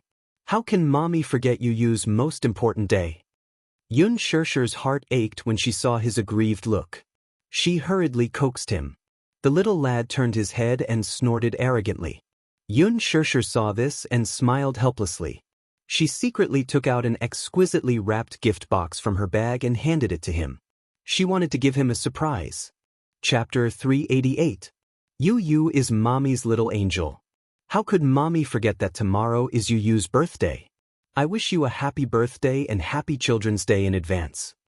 Yu received the present from her with a confused look. It took him a while to realize that his mommy was teasing him. How could mommy forget his birthday? He lowered his head to look at the exquisite packaging and saw the words "Happy Birthday, Baby" written on the card. His small fingers brushed past the words written by Yun Shishir herself. The ink on the card had completely dried, making it look beautiful. The little lad's eyes softened as he stared at it. His face, which had been full of grievances, suddenly brightened up. Hugging the present, the little lad's face was filled with contentment. This was the happiest moment of his life. "Thank you, mommy." Yun Tianyu was in such a good mood that his pair of calves could not help but sway. "Tomorrow is mommy's birthday, too." With that, Yu affectionately hugged Yun Shishir's face and planted a deep kiss on it. "Mommy has worked hard. Mommy gave Yu life. Yu will spend the rest of his life by Mommy's side. I won't let Mommy suffer any grievances or hardships. Every word that came out of little Munchkin's mouth was extremely solemn. It sounded like a sacred speech. Yun Shirshir smiled. Baby is so obedient. Then, Mommy, do you have work tomorrow? I think so. Yun Shirshir thought for a while. She had to rush to the set early in the morning for a makeup test. Dong, hearing this, Yun Tianyu hung his head dejectedly. Yun Shirshir could not bear to see his desolate look.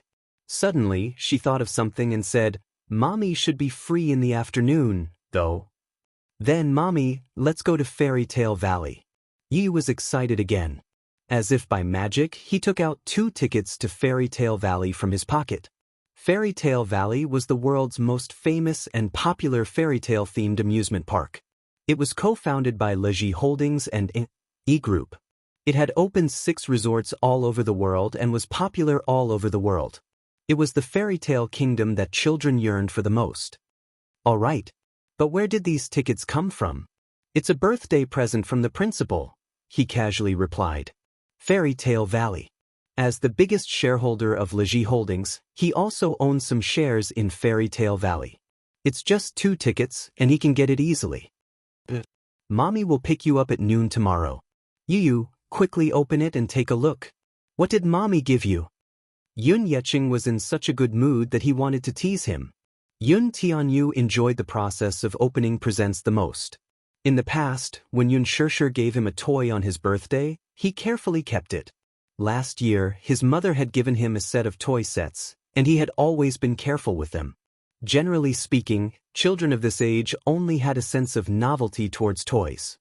The new toys that their parents bought were just for the sake of novelty. When they bought them back, they would be unable to put them down for a few days and play very happily. However, it didn't take long for him to get bored of it and toss it aside. The more mischievous ones would be broken before he got bored of them. Yi was different. Chapter 389. He wondered what his mommy had given him this time. He unwrapped the gift box and opened it expectantly. However, he was surprised to see a smart GPS watch lying quietly inside the box. His eyebrows twitched a little. Leji Holdings' newly launched smart sports watch could be used for video calls, GPS global positioning, and had a 1-button alarm function. Could he say that he designed this watch? He wanted to cry but had no tears. Did it mean that his mommy's gift had helped his company generate revenue from this watch? Do you like it? Yun Shirshir looked at him expectantly, anticipating his amazement.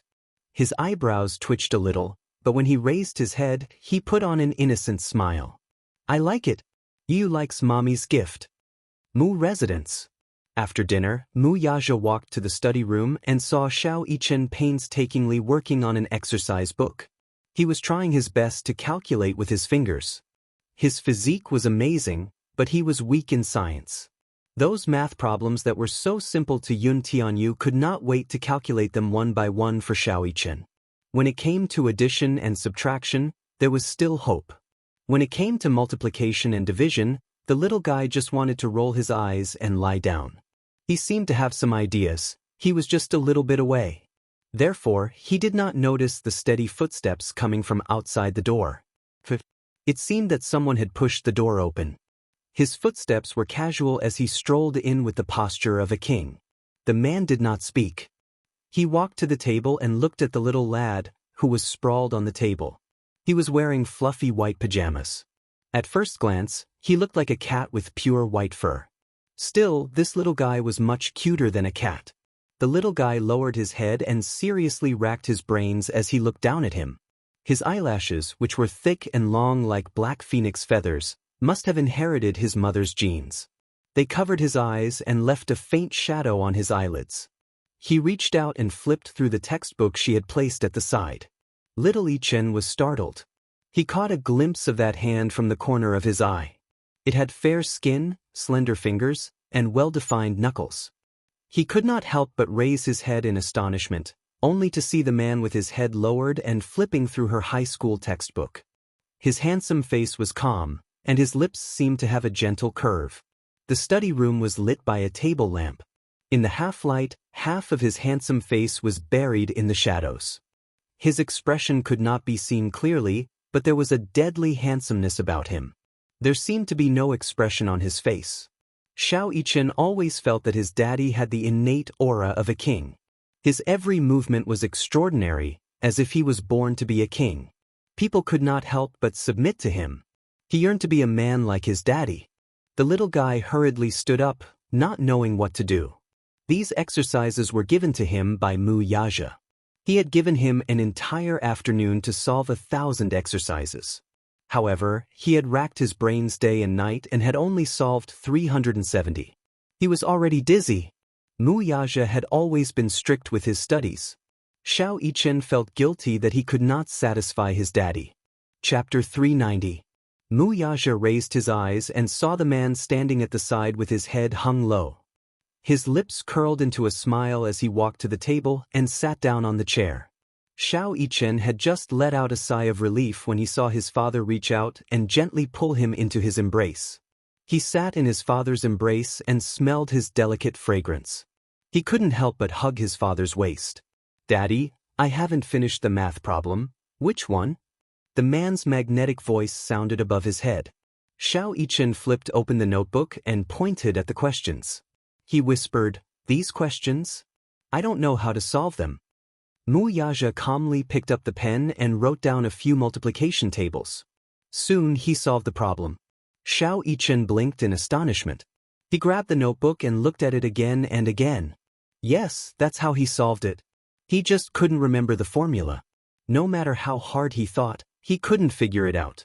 Thus, he was trapped in the math problem. "Which one?" Xiao Yichen shook his head and said, "That's all." "You didn't memorize the multiplication table?" "I memorized it. I'm not familiar with it." Xiao Yichen revealed a bitter and vengeful expression. Mu Yaja gently smiled. He looked very good when he smiled. His long and narrow eyes curved slightly and his thin lips curved slightly. His smile was truly breathtaking. Even if you exhausted all the beautiful words in the world, it would still be indescribable. He was making calculations in his notebook while explaining to him in a soft voice. His clear voice was as pleasant as spring water. His voice was clearly feminine and mellow, but it sounded so soft and pleasant to the ears. The little fellow suddenly felt that if this man became a teacher, he would definitely be an outstanding teacher. He explained very seriously and didn't miss any details. Even though the little fellow was distracted, he still understood his thoughts.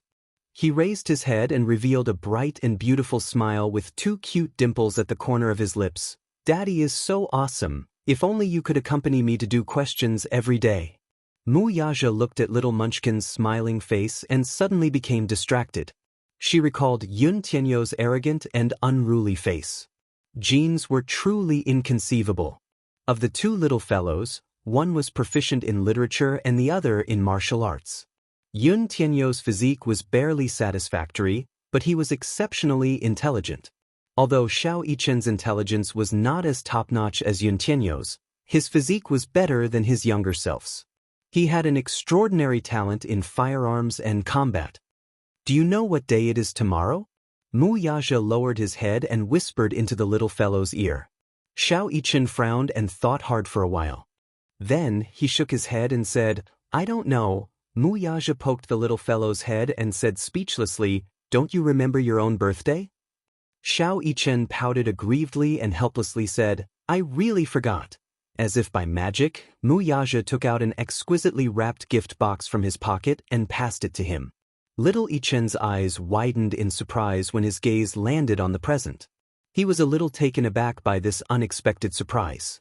Hugging the present, his little face was unusually bashful and excited. The little fellow's emotions were always restrained, which was very similar to Mu Yaja. Be it happiness or sadness, they rarely showed on his face and were buried deep in his heart. However, he was still a child. When the gift landed in front of him, a heartfelt joy arose spontaneously. Chapter 391. Especially when she opened the gift, every minute and every second was filled with joy and inexplicable anticipation. Mu Yaja had given him presents before. Every year on his birthday, he would give him anything that Xiao Yichen liked or wanted.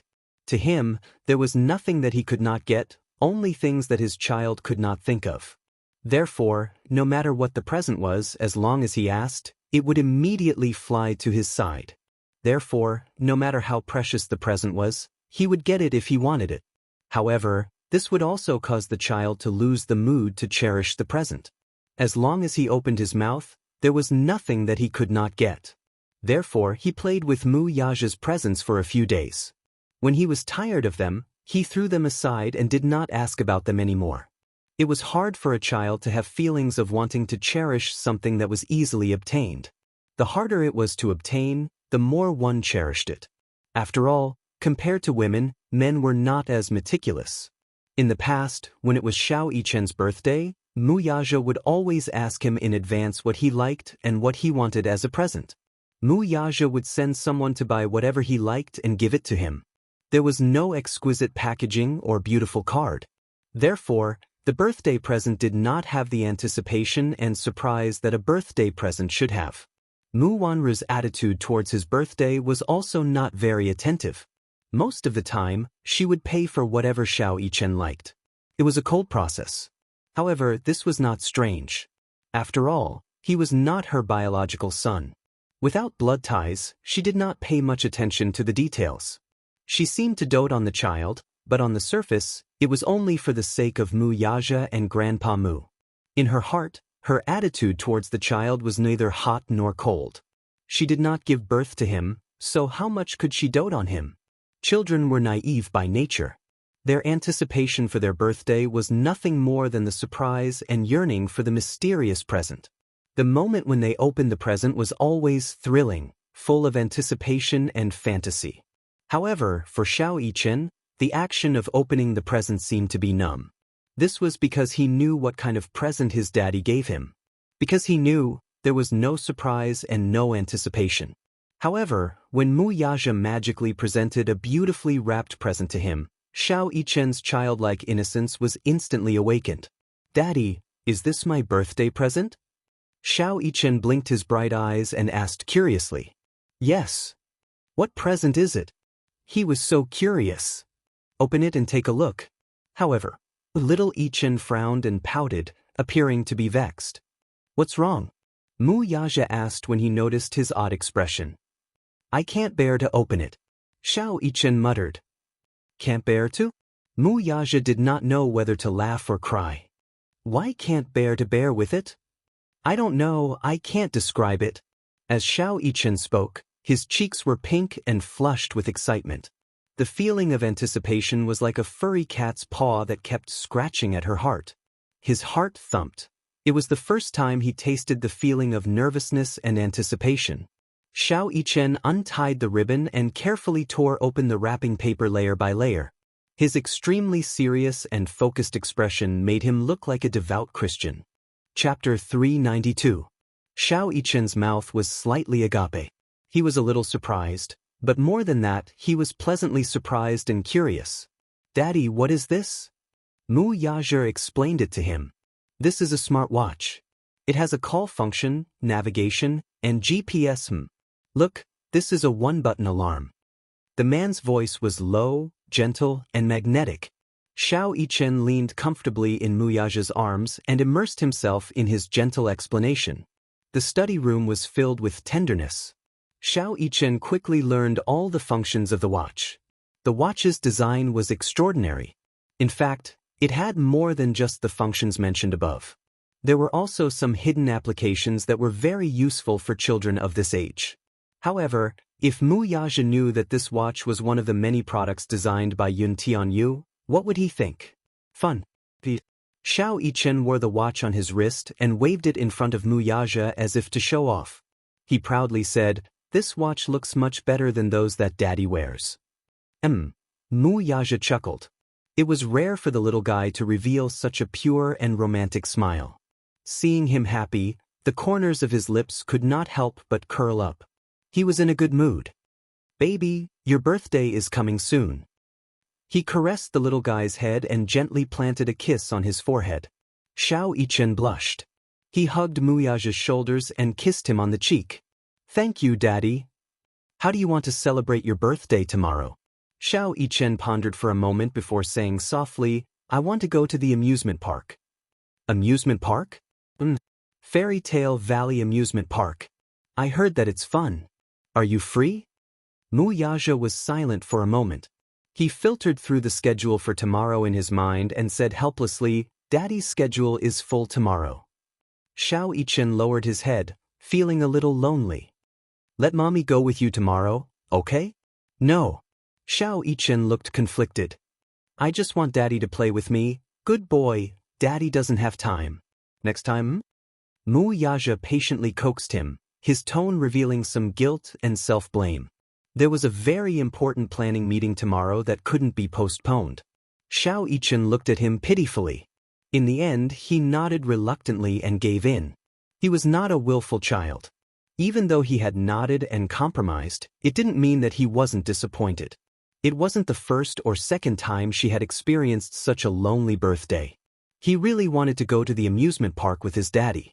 Playing the pirate ship and the merry-go-round, although these rides were not very attractive in his eyes, it would be very interesting if his daddy accompanied him, right? It would definitely be fun. He could understand that his daddy was busy.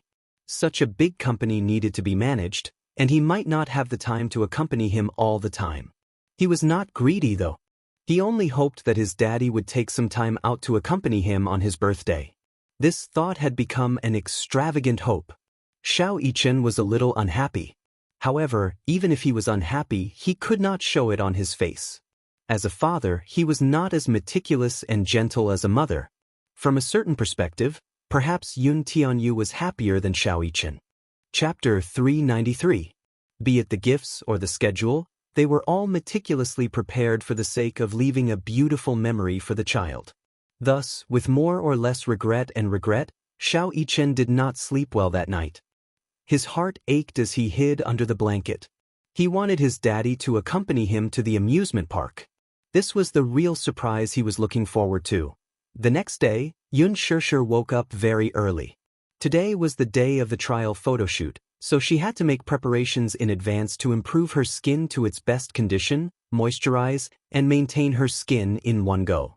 Her skin was relatively tender, so it was easy for her to apply makeup. No matter what kind of makeup she used, it would look clear and natural. Hence, when she usually appeared barefaced, people would often mistake her for wearing a thick layer of foundation. Even so, she still made sufficient preparations in advance. The car that Qin Zhou had arranged for her was already waiting at the entrance. She got in the car. The trial photo shoot was arranged to be held at the set studio. The trial photo shoots and promotional photos would be done here. When she arrived at the set, the timing was just right. The staff arrived one after another. Qin Zhou did not come today, but the assistant that he had arranged for her had already arrived. The assistant that Qin Zhou had arranged for her was called Xiao Mu. She used to be his right-hand woman, but because she was reliable, she was assigned to be Yun Shishir's assistant. Shishir, hello. From now on, I'll be your assistant. My surname is Mu, and my name is Mu Shi. You can just call me Xiao Mu. Xiao Mu warmly welcomed her and introduced herself. Yun Shishir smiled and sized her up. Xiao Mu looked very young, about 25 or 26 years old. She had a sweet appearance, and from her style of dress and style of conversation, she should be a very efficient woman. Although she was only 25 or 26 years old, she had entered the industry at a very early age. Qin Zhou was grooming her as his successor, and she might develop into a manager in the future. Yun Shishir smiled and said, Hello, Xiao Mu. Please take care of me in the future. She winked mischievously and held her hand with a sweet smile. Yes, thank you. I'll be in your care in the future. Aren't you being too distant with me? Mu Shi pouted mischievously and continued, I've heard of your name before. Yun Shishir, not only does your name sound good, but you're also very beautiful. You're even prettier than in the photos. Xiao Mu sincerely praised, her eyes filled with admiration and intimacy. You're flattering me. Yun Shishir was a little embarrassed by her compliments and exclamations, so she tried to be humble. The two chatted for a while more before Mu Shi suddenly raised her wrist to look at the time and hurriedly said, It's getting late. Let me bring you to the dressing room. Time is tight, we have to prepare in advance. She of course for the time being Xiao of course. Along the way, Mu Shi led the way, occasionally turning back to add, according to the order of the lead roles, we should be the second to audition. Since Gu Xingze isn't here yet, you should be the first one. Of you, of course of you. As she spoke, she suddenly stopped in her tracks. Where is the makeup room? Yun Shishir asked. You don't know where the makeup room is? Chapter 394. With that, she hurriedly chased after a few production assistants nearby. Patting one of them on the shoulder, she inquired about the location of the main lead's dressing room. A few stage managers were currently in a terrible fix. When they turned around and saw that it was a newbie assistant, they sized her up. Seeing that she looked unfamiliar, they guessed that she must be the assistant of a newbie actor and not someone close to a big shot. Hence, they did not bother with her and sent her away in annoyance with an extremely cold attitude. Can't you find one yourself? I'm busy right now. Stay away. Mu Shi was caught off guard and was given the cold shoulder. She had always been by Qin Zhou's side as an assistant. Even when a big director saw her, he would give her a warm smile. Hence, being looked down upon by a few production assistants, she was so angry that her face turned ashen. When she returned, she did not forget to scold them indignantly. A bunch of snobs. As she spoke, she suddenly saw Yan Bingqing gracefully walking over. Yan Bingqing was now the hottest topic in the entertainment industry. Her every move was eye-catching. Fashion queen, topic queen, advertisement queen, scandal queen. She was now Huan Yu's A-lister. Although she did not have any representative works to show, her acting standards were often criticized by the media. Most of the movies she starred in had mediocre reviews and terrible reviews. She was known as the poison of the box office. Still, her looks were definitely heavenly and demonic. In the face of a peerless beauty, other conditions did not seem so important. Upon seeing the actress, the few stage supervisors changed their cold and aloof attitude toward Mu Shi and immediately bowed to greet her. They took on an incomparably flattering posture and served her well. This time, Mu Shi was even more furious. What kind of people are they? Are they obviously flattering someone and stepping on me? However, there was only so much she could complain about. After being by Qin Zhou's side for so many years, she had always believed in being careful with her words and actions. Moreover, Yan Bingqing's background was not simple, so it was not good to offend her. Although she was furious, she repeatedly reminded herself to suppress her anger and not cause any trouble for Yun Shishir. Yun Shishir also saw the change in attitude of the stage supervisors, but she did not say anything. This was only human nature. Little Mu, don't be angry. It's not a big deal. Shishir, I feel indignant on your behalf. Mu Shi snorted, clearly feeling indignant on her behalf. The two of them fumbled around the huge set for a while and soon found their dressing room. The dressing room is over here. As she spoke, she pushed the door open and walked in. Coincidentally, Yan Bingqing was also in the dressing room. Yun Shishir was a little stunned. She remembered that her dressing room was the same as Gu Xingze's. Why is Yan Bingqing here too? Mu Shi was a little puzzled. She pulled a production assistant to the side and asked softly, "Handsome, let me ask you, isn't this the dressing room of the main lead?" Lin Fengtian had specially instructed to arrange a separate dressing room for the two main leads. In this movie, Yan Bingqing was just a supporting role and a cameo. Why did she occupy the main lead's dressing room? Chapter 395. This dressing room is for the two main leads. However, Yan Bingqing said that she wants to use this one. Seeing that the superstar won't be here anytime soon, I can't really reject her. Mu Shi was displeased. This is the main lead's dressing room. Can't this missy use another one? Behind her, Yan Bingqing's arrogant and provocative voice was heard. But, can I use this one? Mu Shi turned to look at her with an ugly expression. She then put on a professional smile. Sis Bingqing, it's not that you can't. It's like this. Our Shishir is the first to do the test shoot, so she has to do her makeup quickly. Alright, I got it. Although she's a newbie, I won't make things difficult for her. Let her share a dressing room with me. Yen Bingqing looked coldly at the mirror and did not look at her at all. She casually said this, yet her tone sounded as if she was doing her a favor. It was as if giving up half of the dressing room to Yun Shishir was her doing a favor beyond the law. It was as if she had the right to decide who this dressing room belonged to. She was so angry that her smiling face stiffened. This dressing room was clearly arranged for Shishir. Now that she had snatched it away, she was still acting as if she was doing her a favor. How could she be so shameless? She was clearly trying to ostracize her. To put it nicely, Yen Bingqing was a guest star this time. In fact, she was already one of the female leads.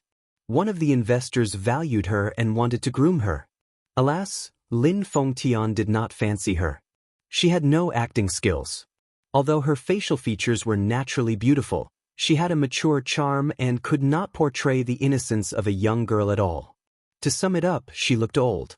Hence, she was heartlessly kicked out by Lin Fengtian. This Yen Bingqing must have seen that Lin Fengtian had chosen a newcomer. She must have held a grudge and was secretly jealous. However, despite her thoughts, she did not dare to talk back to her. She only said in a neutral tone, "Where's the stylist? Hurry up and do your makeup." As soon as he finished speaking, a young woman wearing glasses hurriedly pushed open the door and walked in with a heavy bag in her hand. She was probably the stylist of the crew. She walked in, looked around, and said with a smile, "Sorry, there was a traffic jam on the road, so I came a little late. I'm really sorry. I'm the stylist of the crew. My surname is Ding and my name is Ding Ning." After a pause, she asked, "Who's the lead?" She smiled and held Yun Shishir's hand. "Hello, Ms. Ding. This is the female lead, Yun Shishir." Ding Ning immediately greeted politely, "Hello, Shishir." Just as the atmosphere was harmonious, ahem. Yen Bingqing sat in front of the largest dressing table. Seeing that Ding Ning did not notice her immediately, she cleared her throat with a displeased expression. Ding Ning heard the noise and looked in the direction of the sound. When he saw that it was Yen Bingqing, a flash of embarrassment and annoyance passed in his eyes. He immediately smiled and said, "Sister Bingqing, come and do my makeup for me." "Alrighty." Ding Ning immediately carried her bag to Yen Bingqing's seat and opened it. She was stunned. Yun Shishir's eyes darkened slightly, but she remained calm and collected. No trace of anger could be seen on her face. She was a little unable to keep her cool. This dressing room was snatched and now the stylist was snatched as well? This was too much. Shishir was going to be the first. This time, she was certain that Yen Bingqing was deliberately making things difficult for her. Lin Fengtian was known for his bad temper. Chapter 396. There was only one stylist in a dressing room. Yen Bingqing was clearly trying to embarrass Yun Shishir. She got Yun Shishir to go to her seat first and then walked toward Yen Bingqing. "Sister Bingqing, why don't we let Xiao Ding do Shishir's makeup first?" Yen Bingqing arrogantly rolled her eyes. "Why?" "Because Shishir is the first to go. If she's not ready by then, Director Lin will lose his temper again." Yen Bingqing sneered and said faintly, "Her makeup is so simple, can't she do it herself?" With that, she turned to give Ding Ning a look. "Don't you think so, Xiao Ding?" Ding Ning was a little embarrassed for a moment. When she saw Yen Bingqing looking at her from the corner of her eye, she trembled and echoed, "Yes, the main lead's makeup is just a simple nude outfit. There's no need for eyeshadow. 2 layers of low gloss and some highlights will do. Sister Bingqing's makeup is more difficult to do, so I'll do her first." She was just an ordinary stylist. How would she dare to offend someone like Yen Bingqing? She was furious. She was about to speak when someone held her shoulder. She turned around in surprise, only to see Yun Shishir pulling her behind her with a smile. With a decent and elegant smile, she said to Yen Bingqing, "Sister Bingqing, you're my senior. According to the rules, you should go first and I should respect you first." These words were really pleasant to hear. Yen Bingqing's brows relaxed a little. She even thought that this newbie was quite sensible.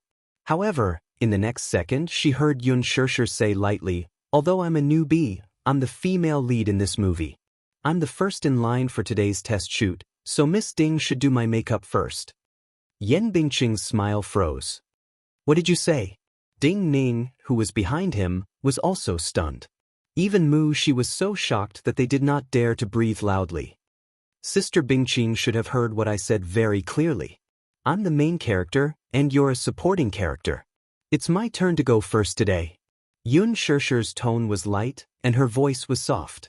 However, she enunciated every word clearly, neither servile nor overbearing. When Yan Bingqing heard this, her chest seemed to explode. She couldn't even breathe properly. She stood up angrily and walked in front of her.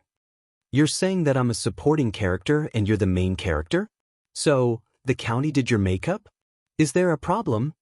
Yun Shishir said helplessly, Indeed, I'm the main character and you're the supporting character. I didn't say anything wrong. Besides, first of all, Ms. Ding is my stylist. Second of all, this is my dressing room. I've already given you half of it. I'm already showing you respect and giving you face. Still, if you want to snatch the stylist away? She pursed her lips and pretended to be annoyed. Suddenly, she smiled and asked, Why don't we invite Director Lin over to be the judge and see if Sister Bingqing should be the first to go up? Are you using Director Lin to pressure me? Yan Bingqing was flustered and exasperated. However, she still had to maintain her composure on the surface as she gritted her teeth and stared at her. Yun Shishir, however, was not afraid of her murderous glare and said lightly, Sister Bingqing, your words are interesting. Clearly, you're using your status to ostracize me, right? Yes, I'm a newbie and have just debuted, but I respect you. On the other hand, don't you feel that you're bullying a newbie? His words were spoken in a casual manner. However, every word was a gem.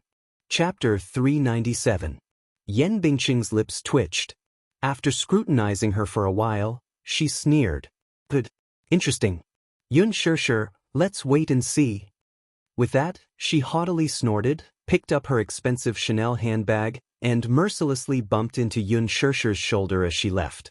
For a moment, the atmosphere in the dressing room froze. Ding Ning and Mu Shi, especially, looked at each other with pale faces. Yun Shishir calmly sat down in front of the dressing mirror and calmly asked, Ms. Ding, although my makeup is simple, you are a professional after all. My technique is definitely not as good as yours. Still, can you please show some professionalism? Come and do my makeup for me. Mu Shi was dumbfounded. She had previously heard from Qin Zhou that Yun Shishir's character was somewhat aloof from worldly affairs and that she should take good care of her.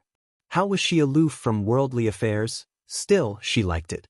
She was a little worried that she would offend Yan Bingqing and bear a grudge against her from now on. However, this was how the entertainment industry was. Open and covert fights and scheming against each other would happen sooner or later. Yun Shishir's role as Yin Xiachuan was mostly set during her school days, so her makeup was all about purity and purity. Ding Ning applied a crystal-clear nude makeup on her and applied some pink blush on her cheeks, and the job was done. It was not a huge project, but it still took an hour. Nude makeup sounded simple, but it was the most important thing. A thick layer or a thin layer would not do. The scale was the most difficult to grasp. Still, this was considered fast. Ding Ning was envious. Her foundation is too good and she's too beautiful. She'll definitely be famous if she can appear in Director Lin's film. Mu Shi glanced at her and was instantly stunned. She quickly led her to the studio. Everything was in order. Lin Fengtian was an impatient person. He looked at the time and asked impatiently, Where is she? Is her makeup done? Coming. Mu Shi hurried over. Director Lin, look. The timing is just right. Shishir's makeup is done. When do we start? Where is she? Let me take a look at him first, Lin Fengtian said. As soon as she finished speaking, Yun Shishir slowly walked into the studio. At that moment, the entire studio lit up. She was dressed in a simple snow-white dress, slender and elegant. Her ink-colored hair was long enough to reach her waist, like high-quality satin, shiny and beautiful. Raising his head, he saw a face so beautiful that it was suffocating. She had fair skin, charming facial features, and a faint blush on her cheeks. Her eyebrows were as elegant as the clouds, her eyes were as clear as the autumn waters, and her thin cherry-red lips. She lowered her eyes, revealing a row of long and curly eyelashes that were as thick and long as a comb. They were like the finest black feathers, but also like the fluttering wings of a butterfly. She was excessively charming. Her pink lips were not adorned with any embellishments, but they were like fresh flower petals, tender and lovely. Lin Fengtian did not react for a long time. His gaze was fixed on her without blinking. For a moment, the huge studio was silent. Mu Shi's heart was in a mess. She knew that Lin Fengtian was very picky and strict when it came to filming. She was afraid that the makeup would not pass. She looked at him and saw that he could not hide the amazement in his eyes. Only then did her heart calm down. To be precise, he could not help but stare at her in a daze. He felt his whole body heating up as if he were drunk. He was like a teenage boy who saw a girl he liked and could not take his eyes off her no matter what. Chapter 398. Humans had a persistent pursuit of beauty. Yun Shirshir, on the other hand, was just standing there.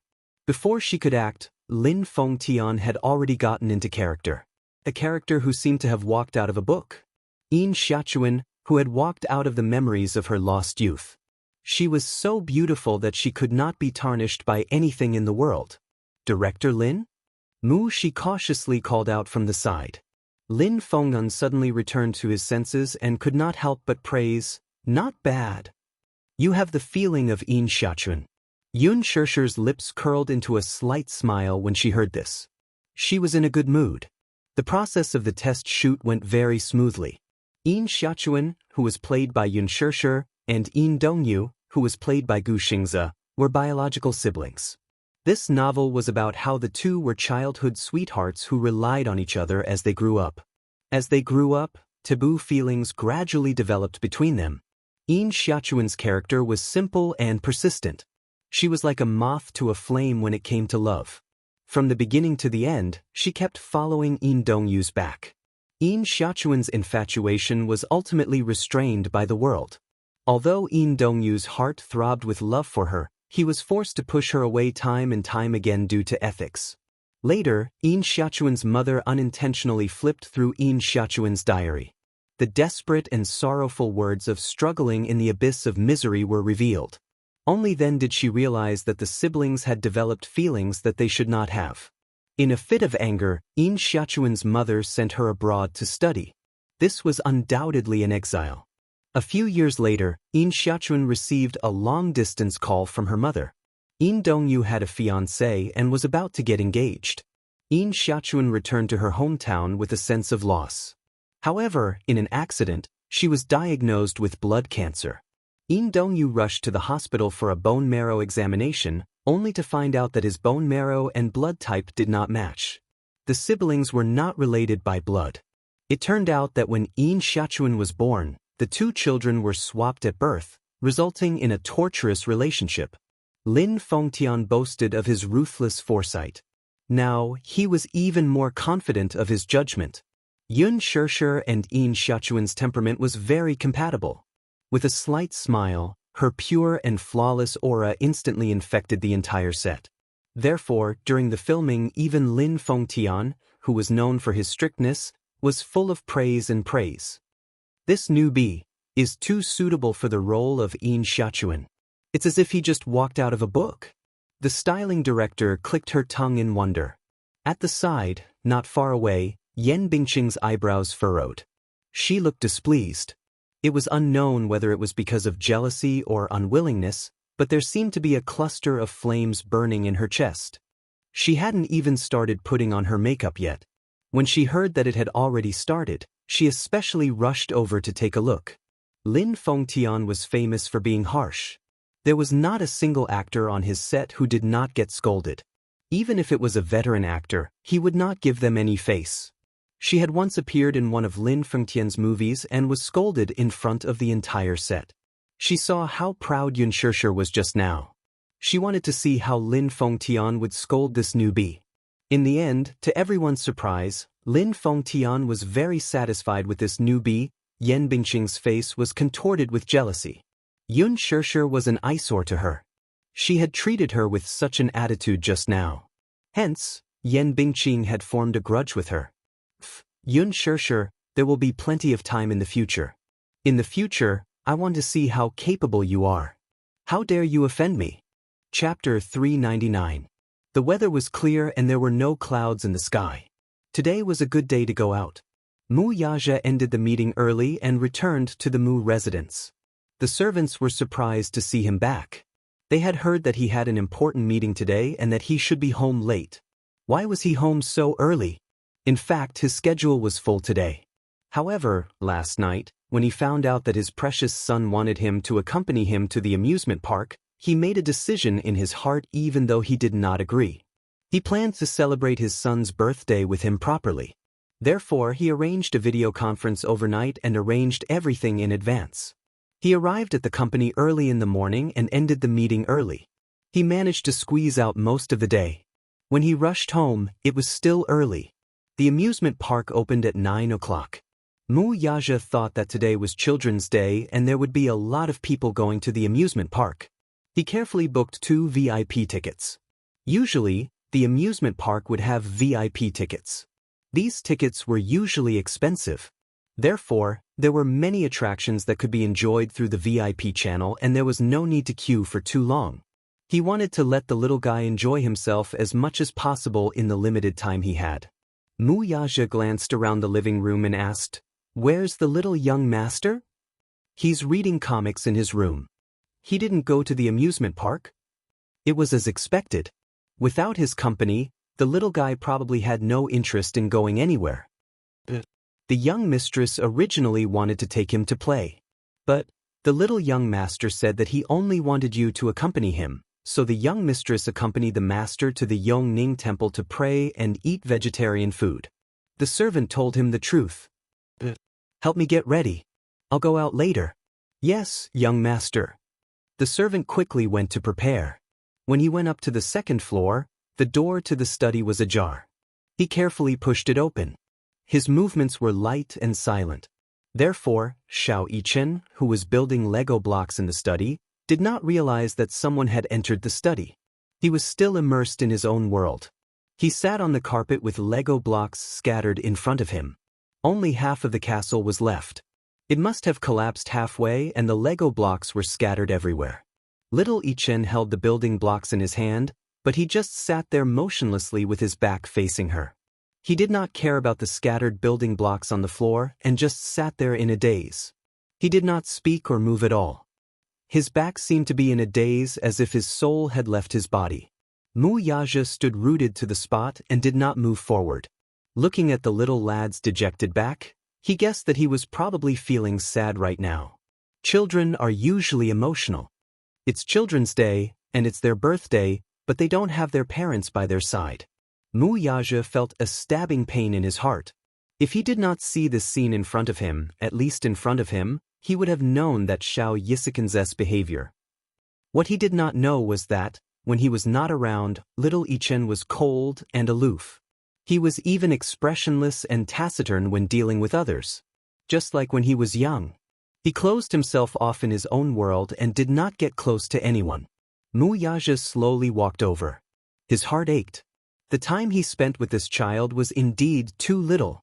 Little Yichen's brows furrowed slightly when he heard footsteps behind him. Chapter 400. At that moment, he was in a bad mood, so it was inevitable that he mistook the person behind him for a servant. His tone was unfriendly.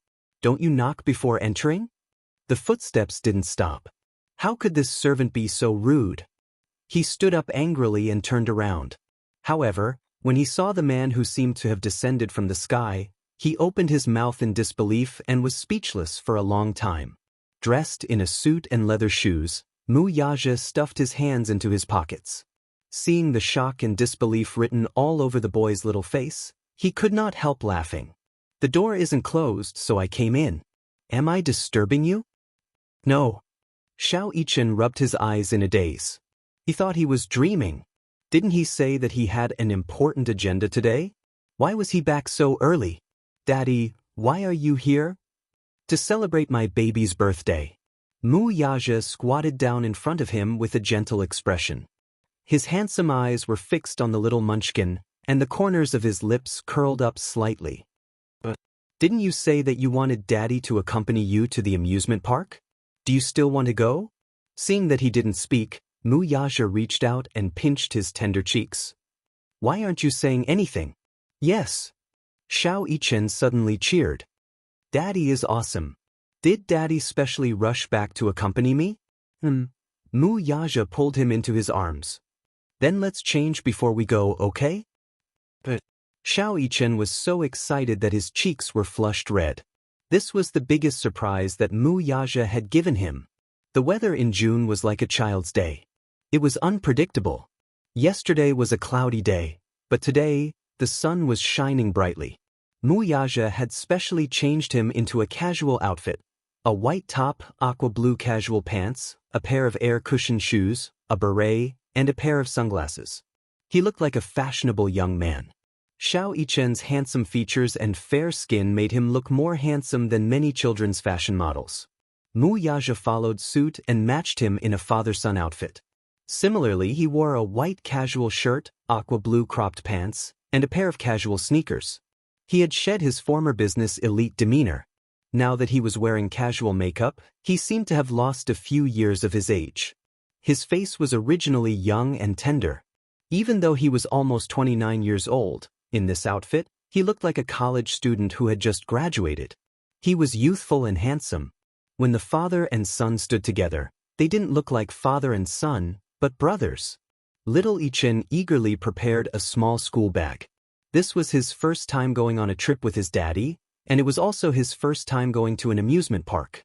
Thus, in his excitement, he brought over many desserts and snacks. Unfortunately, his school bag was not big enough to fit so many desserts and snacks. Looking at the bulging bag, Xiao Yichen hugged his arms and felt a little distressed. Mu Yaja helplessly took out all the snacks. Xiao Yichen's heart ached when he saw this.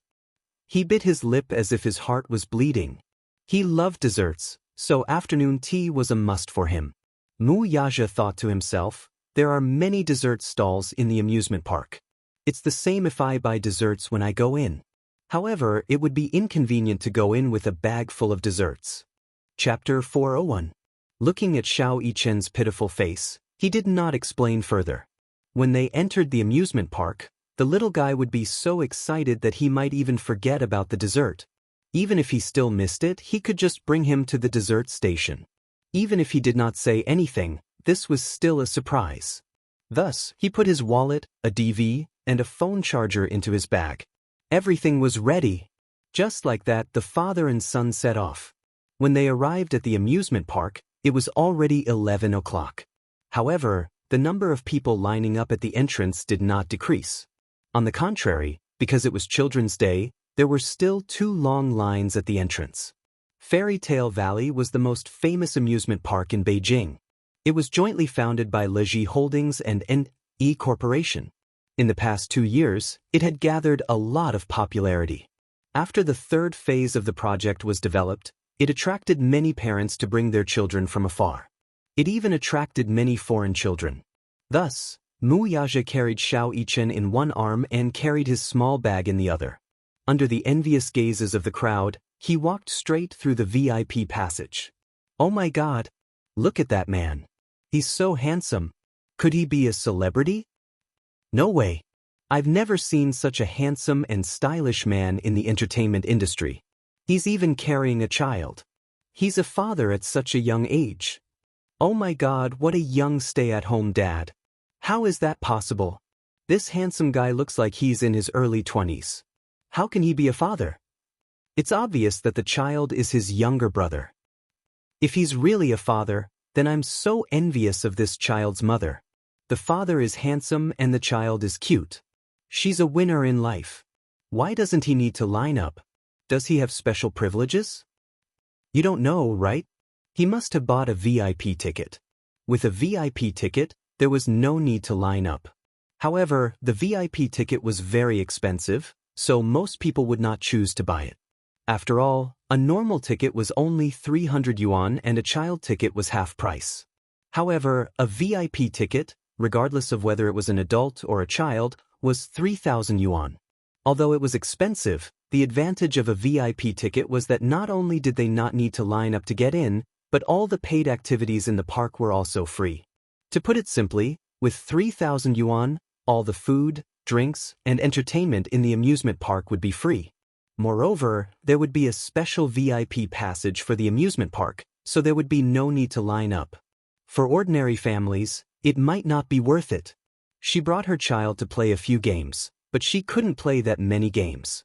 But for Mu Yaja, it was very worthwhile. The most important thing was that there was no need to wait in line.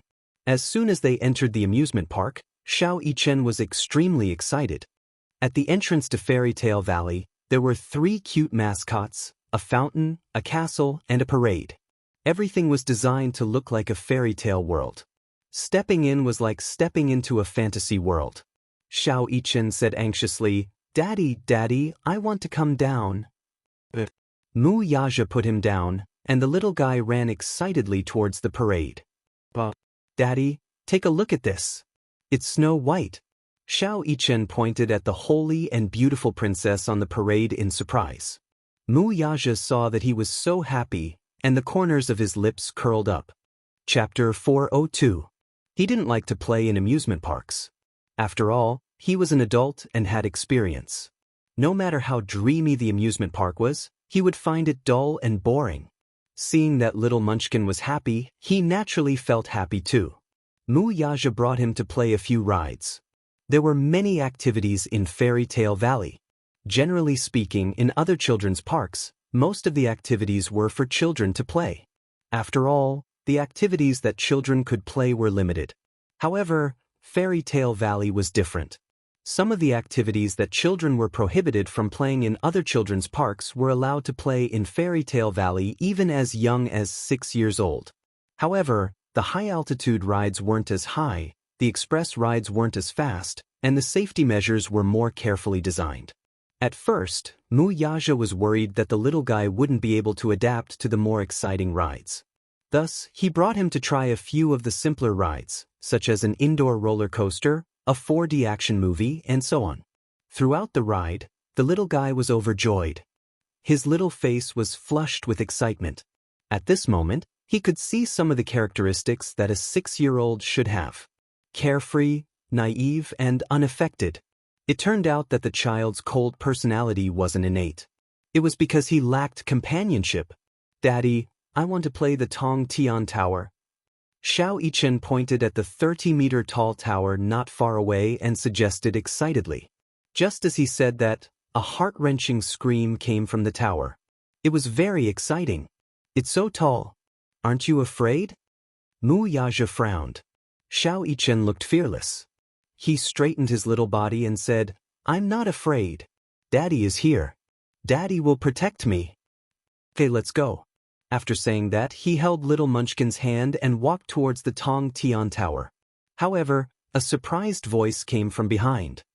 "Brother Mu?" Mu Yaja turned around and saw a young woman holding a hydrogen balloon in her left hand and a 5-year-old girl in her right hand. She was walking towards him in surprise. The woman was pretty and slim.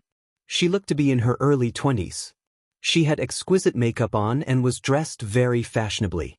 If a discerning person's eyes were sharp enough, they would definitely be able to tell that the bag she was carrying on her shoulder was not cheap. The woman walked up to Mu Yaja with a gentle smile on her face. "Brother Mu, what a coincidence. Why you here?" Mu Yaja was surprised to see her. "Enya?" Xiao Yichen was feeling happy, but when he turned around and saw who it was, the happiness on his face quickly disappeared. How could it be them? The woman's name was Song Enya, and the little girl she was holding was her younger sister, Song Enshi. Mu Yaja had special feelings for Song Enya and doted on her in many ways. It was not because of anything else but because Song Enya's mother was Jiang Qimeng. Jiang Qimeng was Jiang Yishan's younger sister, Song Jinggua's wife, and the madam of the Song family. The Song family was one of the most prestigious families in the capital.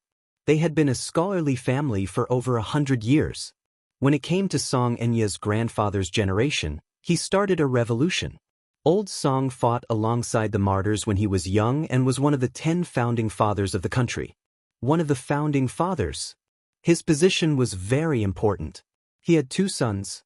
His eldest son, Song Zhengwo, was the chief of the capital's military and held a high position. His youngest son, Song Zhenghua, was the mayor of the capital and was also a big shot. Chapter 403. The Song family had many talents, especially Old Master Song, who was revered by many. Jiang Qiming and Song Zhenghua had a son and 2 daughters. The eldest son, Song Yunshi, was also a young and talented man. Although he was still young, he was already a lieutenant in the capital's military district. Therefore, Song Enya and Song Yunshi were Mu Yaja's cousins. The reason why he took good care of his cousin was that Song Enya's facial features resembled Jiang Yishan's. They were very similar, especially in terms of their charm. There were a few times when he vaguely saw his mother in her younger days. After his mother passed away, little Enya stayed by his side day and night. Out of his longing for his mother, Song Enya was more like a spiritual sustenance to him. Song Enya smiled faintly as if she did not see Xiao Yichen standing at the side with a cold expression. She lowered her head and said to Song Enshi, why aren't you greeting Uncle Mu? Uncle Mu. Song Enshi called out sweetly. Her childish voice was full of delicateness. She did not care that Mu Yaja was holding Xiao Yichen's hand at the moment. She shook off Song Enya's hand and bounced in front of Mu Yaja, spreading her arms wide open and acting coquettishly. Uncle Mu, and she wants a hug. And she wants a hug. Xiao Yichen was obviously unhappy when he heard this. He secretly hated the Song sisters. Of all times, they appeared out of nowhere. Song and she, especially, wanted to snatch his daddy's embrace. Unforgivable. Just as he was cursing in his heart, Mu Yaja suddenly let go of his hand. Xiao Yichen nervously reached out to grab the man's hand, only to see him bend over slightly and lift Song and she up. Song and she nestled in Mu Yaja's embrace. The blissful expression on her face was as sweet as honey. She let out a bell-like laughter and was overjoyed. And she loves Uncle Mu the most. As she spoke, in Mu Yaja's blind spot, she made a provocative face at Xiao Yichen, who looked annoyed. Xiao Yichen's face twisted even more. What was this? This was clearly a show of strength. What, are you very proud of yourself? Was it that great? Was he so proud of seizing his daddy's favor? Song and she was the person Xiao Yichen hated the most. Not because of anything else, but because this little girl was very annoying. When she was 4 years old, Song Enya brought Song and she to the Muse as a guest. Like many naughty children, Song and she caused trouble everywhere, perhaps due to her young and insensible age. How did the Song family educate their children? They must have spoiled them too much. Not only did they break Xiao Yichen's toys, they even broke an antique vase in the Mu residence. In the end, they even blamed it on Xiao Yichen. Xiao Yichen felt so wrong that he had no one to complain to. In the end, what else could he do? Even though the Muse knew that Song and she was talking, they could not expose her openly. After all, the Songs were a scholarly family in the capital, and Old Master Song was one of the founding fathers of the country. They had to maintain a smooth surface. In private, Mr. Song naturally knew his daughter's character well. He knew that the antique vase must have been broken by Song and she, so he secretly gave the Muse a lot of benefits and let the matter pass just like that. Although the matter was said to be over, it had always been a thorn in Xiao Yichen's heart. Chapter 404. Daddy won't like this liar. Just as he was thinking this, he heard Mu Yaja say, Yes, I like she the most too. Xiao Yichen was fuming. Like she the most? What about him, then? Daddy likes this little rascal the most, then what about him? Does Daddy not love him anymore? Feeling aggrieved, the little boy bitterly said, Daddy loves she the most, then what about me? What about me? Brother Mu, look, Xiao Yichen can get jealous too. Song Enya smiled and squatted down to coax him. Xiao Yichen, be good. And he likes you the most too. Xiao Yichen pursed his lips, obviously not accepting her flattery. He hid behind Mu Yaja and said, But I don't like Auntie. Mu Yaja was a little helpless. And be good. You're an elder brother, you should give in to your younger sister. Song and she was a year younger than Xiao Yichen, so she had to call him elder brother. He understood this principle, but looking at the smug little guy hanging on his daddy's body, Xiao Yichen could not pretend to be magnanimous no matter how hard he tried. Still, since Daddy had spoken, he should give Daddy some face, right? Thus, the little guy nodded his head reluctantly, reaching a consensus with Mu Yaja. Song Enya smiled. Brother Mu, why are you free today? Did you want to bring Yichen out to play? To celebrate his birthday with him, Mu Yaja said concisely. This tone of his was a rare show of patience. He had never been patient with women. Song Enya, however, was an exception. That was because she was his most beloved cousin. Oh, then I wish Xiao Yichen a happy birthday. I was in a hurry and didn't prepare a gift for my baby. Song Enya smiled. Her superficial birthday greeting did not sound sincere at all. It was just a facade, and little Yichen was embarrassed to hear it. She continued, "What a coincidence. Since we've bumped into each other, why don't we play together? It's more fun to play together. And she wants to play with Uncle Mu. Uncle Mu, Uncle Mu, Uncle Mu." Song and she, who was in his arms, kept cheering as she waved her hands excitedly. Her dependence on Mu Yaja was extraordinary. Mu Yaja only nodded slightly and reached out to gently scratch the bridge of her nose. That was a sign of agreement. In fact, he preferred to have a daughter more than a son. As a man, he always liked to have a little princess to hold in his palm like a pearl. He liked the shy and cute little loli to act coquettishly. As for Song and she, he treated her like half a daughter. Song and she immediately cheered. Her eyes curved into two crescent moons, looking extremely adorable. She played around in his arms, looking joyful and harmonious. Song Enya, who was watching from the side, was also smiling sweetly. She completely forgot about little Yichen and only chided, "Inshi, stop fooling around. Come down quickly. Why do you keep letting Uncle Mu carry you?" As she spoke, she did not reach out her hand, nor did she have any intention of taking the child from Mu Yaja's arms. This scene reflected in Xiao Yichen's eyes. No matter how he looked at it, it looked like a warm family of three in the garden, laughing and chatting happily. It was as if he was an outsider. "Daddy?" Little Yichen opened his mouth with a face full of resentment, but before he could finish speaking, Chapter 405. Her eyes widened slightly when she saw the 2 VIP tickets in Mu Yaja's hands. She asked in surprise, "Brother Mu, did you buy VIP tickets?" "That's great. In that case, you and Xiao Yichen won't have to queue up for any games. I went to the official website yesterday to get tickets, but I couldn't get them. There were only 200 VIP tickets sold every day. It symbolized the supreme VIP experience, so it was not something that could be bought with money." Mu Yaja naturally had his ways of getting VIP tickets. Hence, he took out his phone and made a call. Not long after, a representative from Leji Holdings delivered 2 VIP tickets to him. Since he had met them, he would bear the sisters' expenses on his tab. Song Enya stuck out her tongue mischievously. Although she was elated, she put on a reserved expression. "Brother Mu, you've spent so much money." The man smiled. The cost of these 2 VIP tickets was nothing to him. Xiao Yichen stood at the same spot, feeling a little lonely. He suddenly felt that he had been left out. For some reason, he could only watch as the 3 of them walked forward. Mu Yaja was carrying his small bag in one hand and hugging Song and she with the other. Song Enya was holding a helium balloon, and the 3 of them were laughing and chatting happily. For some reason, he felt a pang in his heart all of a sudden. The 2 sisters from the Song family had suddenly barged into his birthday and snatched away his daddy, who was supposed to be with him the whole day. Now he, who was supposed to be the star of the day, seemed a little lonely.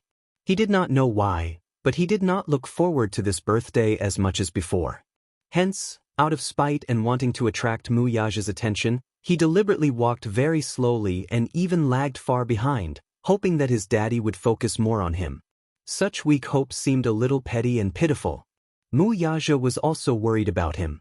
Seeing him walking very slowly and looking around, he called out to him from time to time, "Xiao Yichen, follow closely. There are a lot of people here, don't get lost." When Xiao Yichen heard this, he felt even more frustrated. Stupid daddy, did he purposely walk so slowly just to wait for him to say that? What he wanted wasn't such a simple sentence. Could it be that only children who knew how to cry and throw tantrums would get sweets? Could it be that he had always been independent and had even undergone wilderness survival training? Was that why Daddy wasn't as worried about him as he was about other children? Was it because of this? Xiao Yichen's heart felt stuffy and sour. Even though he knew that his daddy's love for Song and Shi was only superficial and that his daddy loved him the most in his heart, but, looking at such a scene, he had to pretend to be happy no matter what. Gradually, he lost his interest in the garden. His head drooped as he slowly followed behind. It was a strong contrast to the overjoyed and happy appearance he had when he first entered the garden. This birthday was even worse than the past. "Uncle Moo, I want to ride the merry-go-round." Song and Shi pointed at the dreamland-themed merry-go-round, her eyes shining. "Boring," Xiao Yichen said softly, his face full of disdain. "What's so fun about this?" Chapter 406. "Uncle Moo, come and play with Shi. Come and play with Shi." Song and Shi continued to act coquettishly and pouted her lips. Her coquettish look was irresistible. Mu Yaja turned around and asked Xiao Yichen, "Yichen, do you want to play?" Xiao Yichen replied without hesitation, "What's so fun about the merry-go-round? I don't like to play."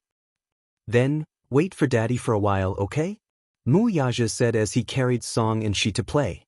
Song Enya lifted her skirt and followed closely behind. The little lad snorted and leaned against the railing as he watched the three of them get on the merry-go-round. It felt as if he belonged to two different worlds. Daddy, on the other hand, was no longer in his world. Little girls liked romantic and dreamy things. Fairy Tale Valley's merry-go-round suited Song and Shi's taste. Sitting on the merry-go-round, she felt as if she was in a beautiful dreamland. When the merry-go-round ended and they walked out, Song and Shi still seemed unsatisfied and kept clamoring for another round. Unable to persuade her, Song Enya could only look expectantly at Mu Yaja. The latter clearly did not want to ride the merry-go-round a second time. A big man who was 1.9 meters tall sat on the merry-go-round with nowhere to put his long legs, so he could only sit sideways with the child in his arms.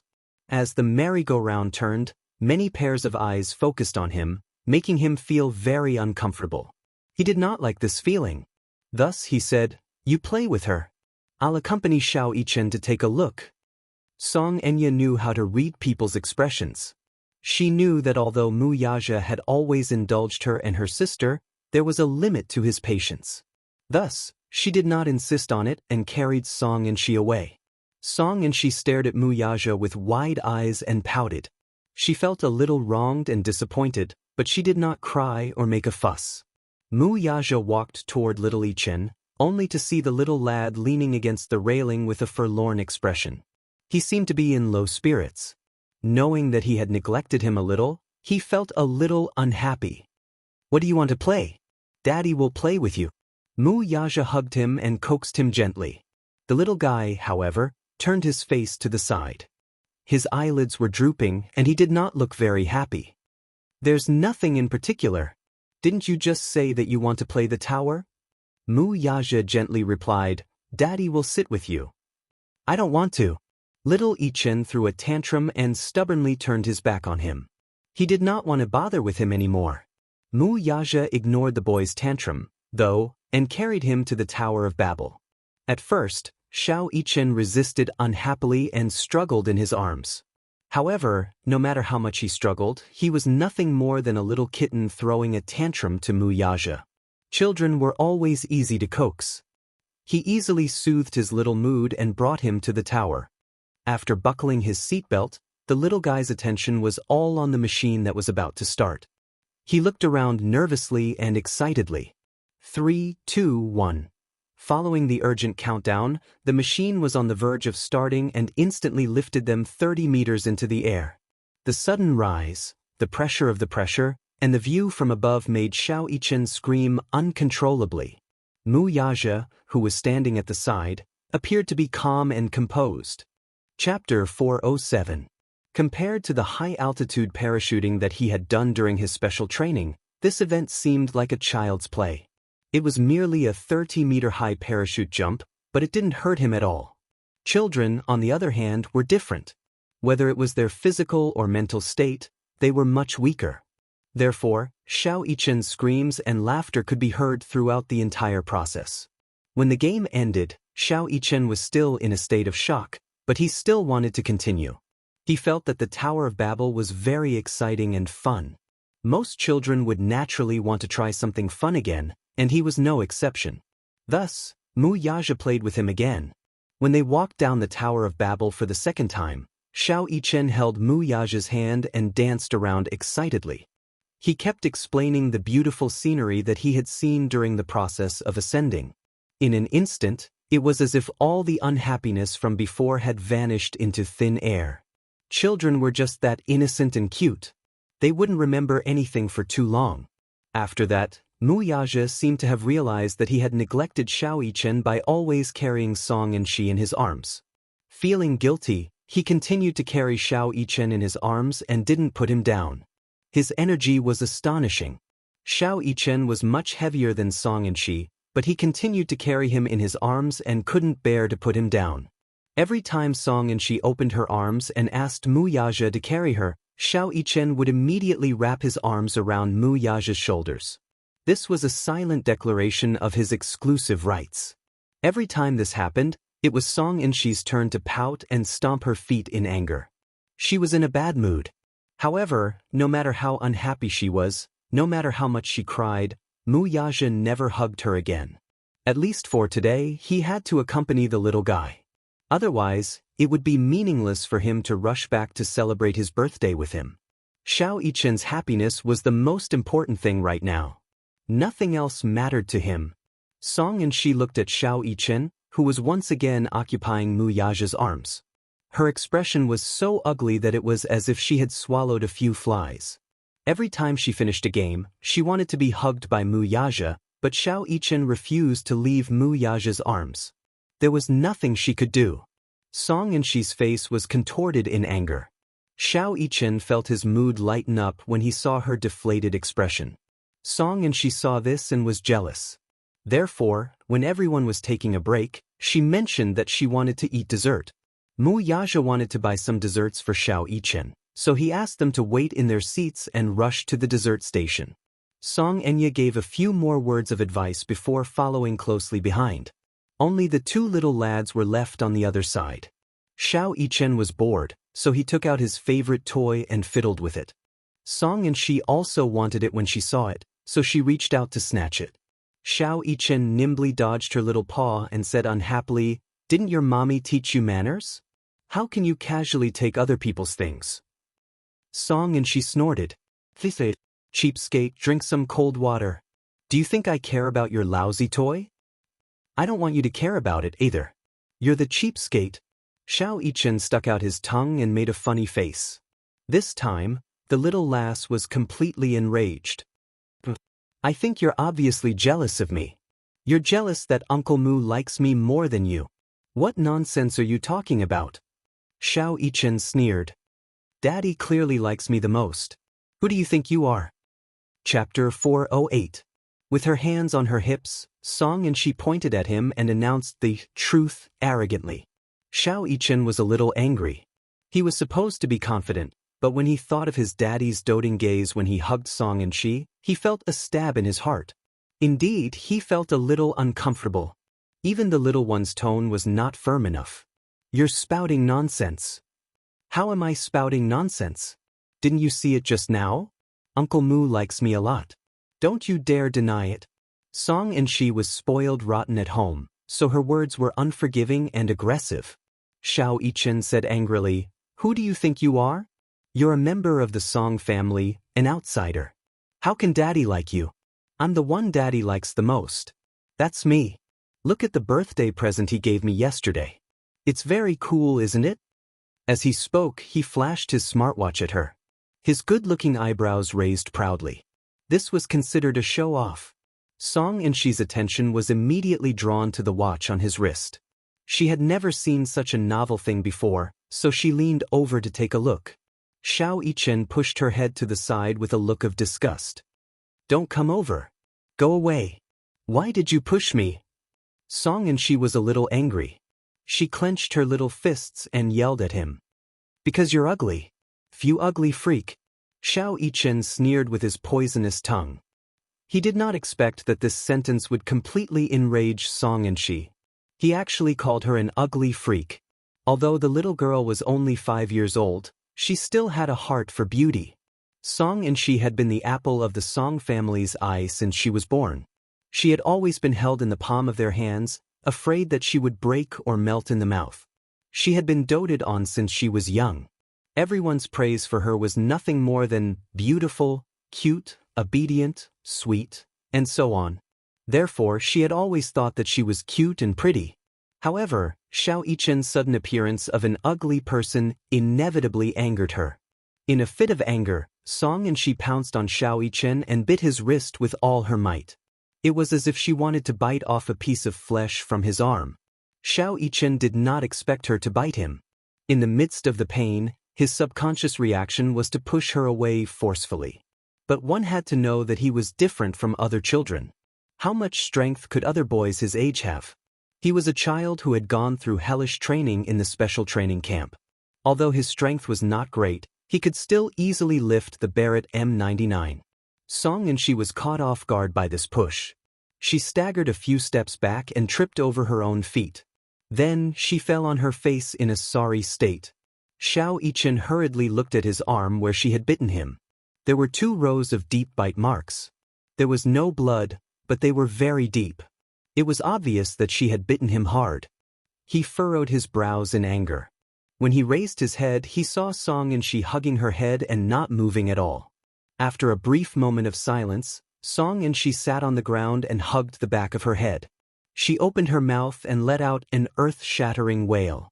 It was unknown where the tears came from or if it was really that painful, but Song Enshi broke down.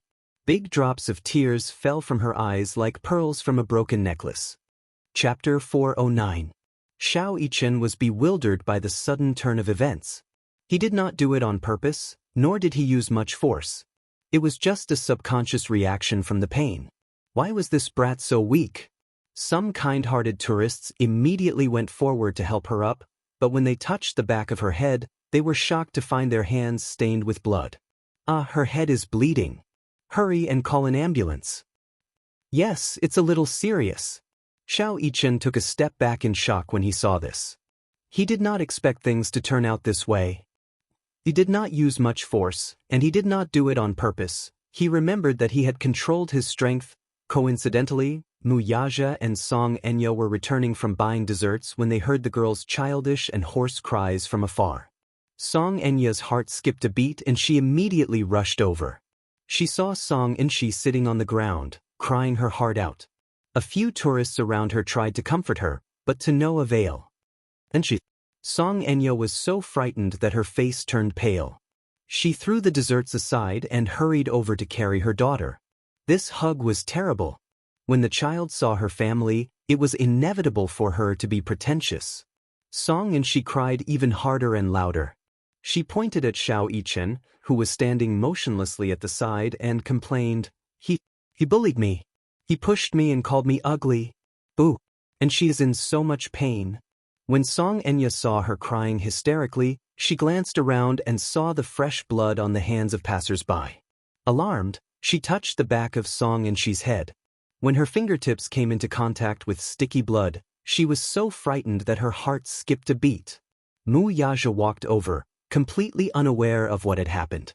When he saw Song Enshi crying sadly and Song Enya's hands stained with blood, his face turned cold. What happened? He asked. At the man's question, Song Enshi, who was in Song Enya's arms, cried even harder. It's all Mu Yichen's fault. It was Mu Yichen who pushed me. Sob, sob, sob. He said I was ugly and that Uncle Mu didn't like me. He even pushed me. Song Enya's heart ached as she glared fiercely at Xiao Yichen. However, Xiao Yichen did not cower under her gaze and glared back at her fiercely. Song Enya was infuriated to see him glaring back at her with such self-righteousness. Unfortunately, Xiao Yichen was Mu Yaja's favorite child after all. He wasn't her child, so she had no right to scold him. Therefore, she could only glare at him.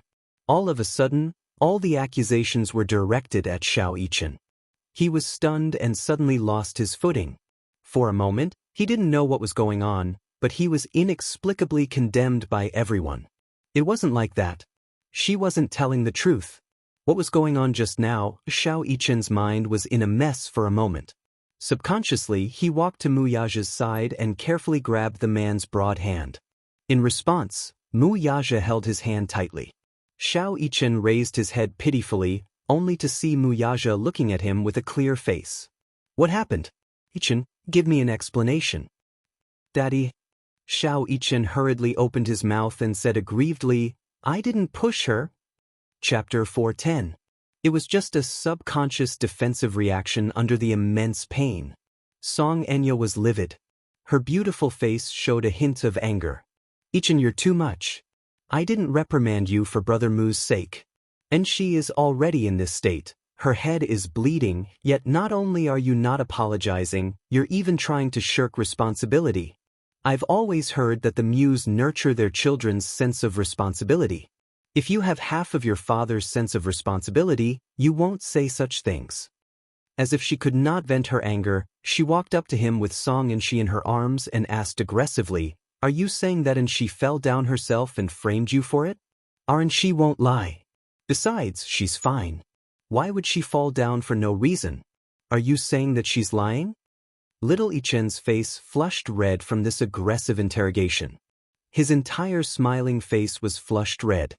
He pursed his lips and clenched his fists, pretending to be calm. I didn't push her. I didn't push her. I'm a man. I won't lie. Song Enya said, You call yourself a man, but shouldn't a man be responsible? Since you said that you're not lying, then tell me, how did my Enshi fall down? Boo. Sis, he's lying. He's clearly the one who pushed me. In his arms, Song Enshi's cries grew louder and louder. She wailed loudly as tears rolled down her cheeks. Xiao Yichen was so angry that he lost his rationality. She was the one who bit me first. It's her.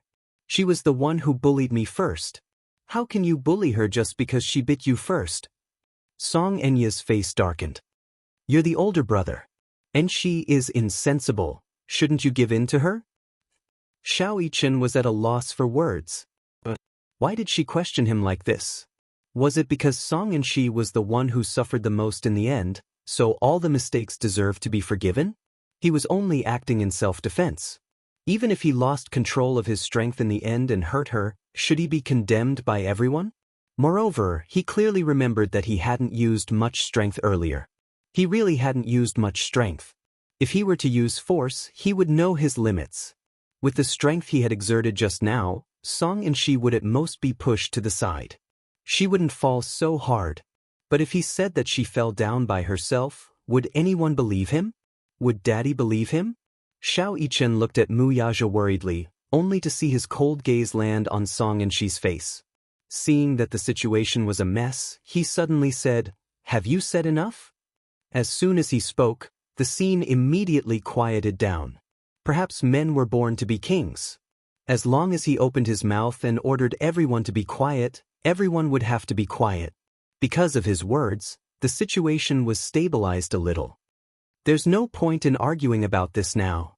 The most important thing now is to send the child to the hospital and take an X-ray to see if there are any major problems. Sigh. What should we do? And she has never suffered like this. Xiao Yichen was so angry that he didn't say anything. What was this little bit of suffering? He had suffered all kinds of hardships in the special training camp.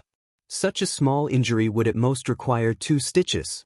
Mu Yaja squatted down and held Xiao Yichen's shoulders as he said in a deep voice, Yichen, apologize to your sister first, okay? Chapter 411. No. Xiao Yichen insisted. Mu Yaja's face instantly turned cold. You won't even listen to Daddy anymore? Daddy's words are wrong. I won't listen. Xiao Yichen felt aggrieved, but on the surface he still looked very determined. How could he admit defeat in front of the sisters? I won't apologize for something I didn't do. Then tell Daddy, did you push your sister? Mu Yaja asked seriously. Xiao Yichen was speechless for a moment before he forced out 2 words.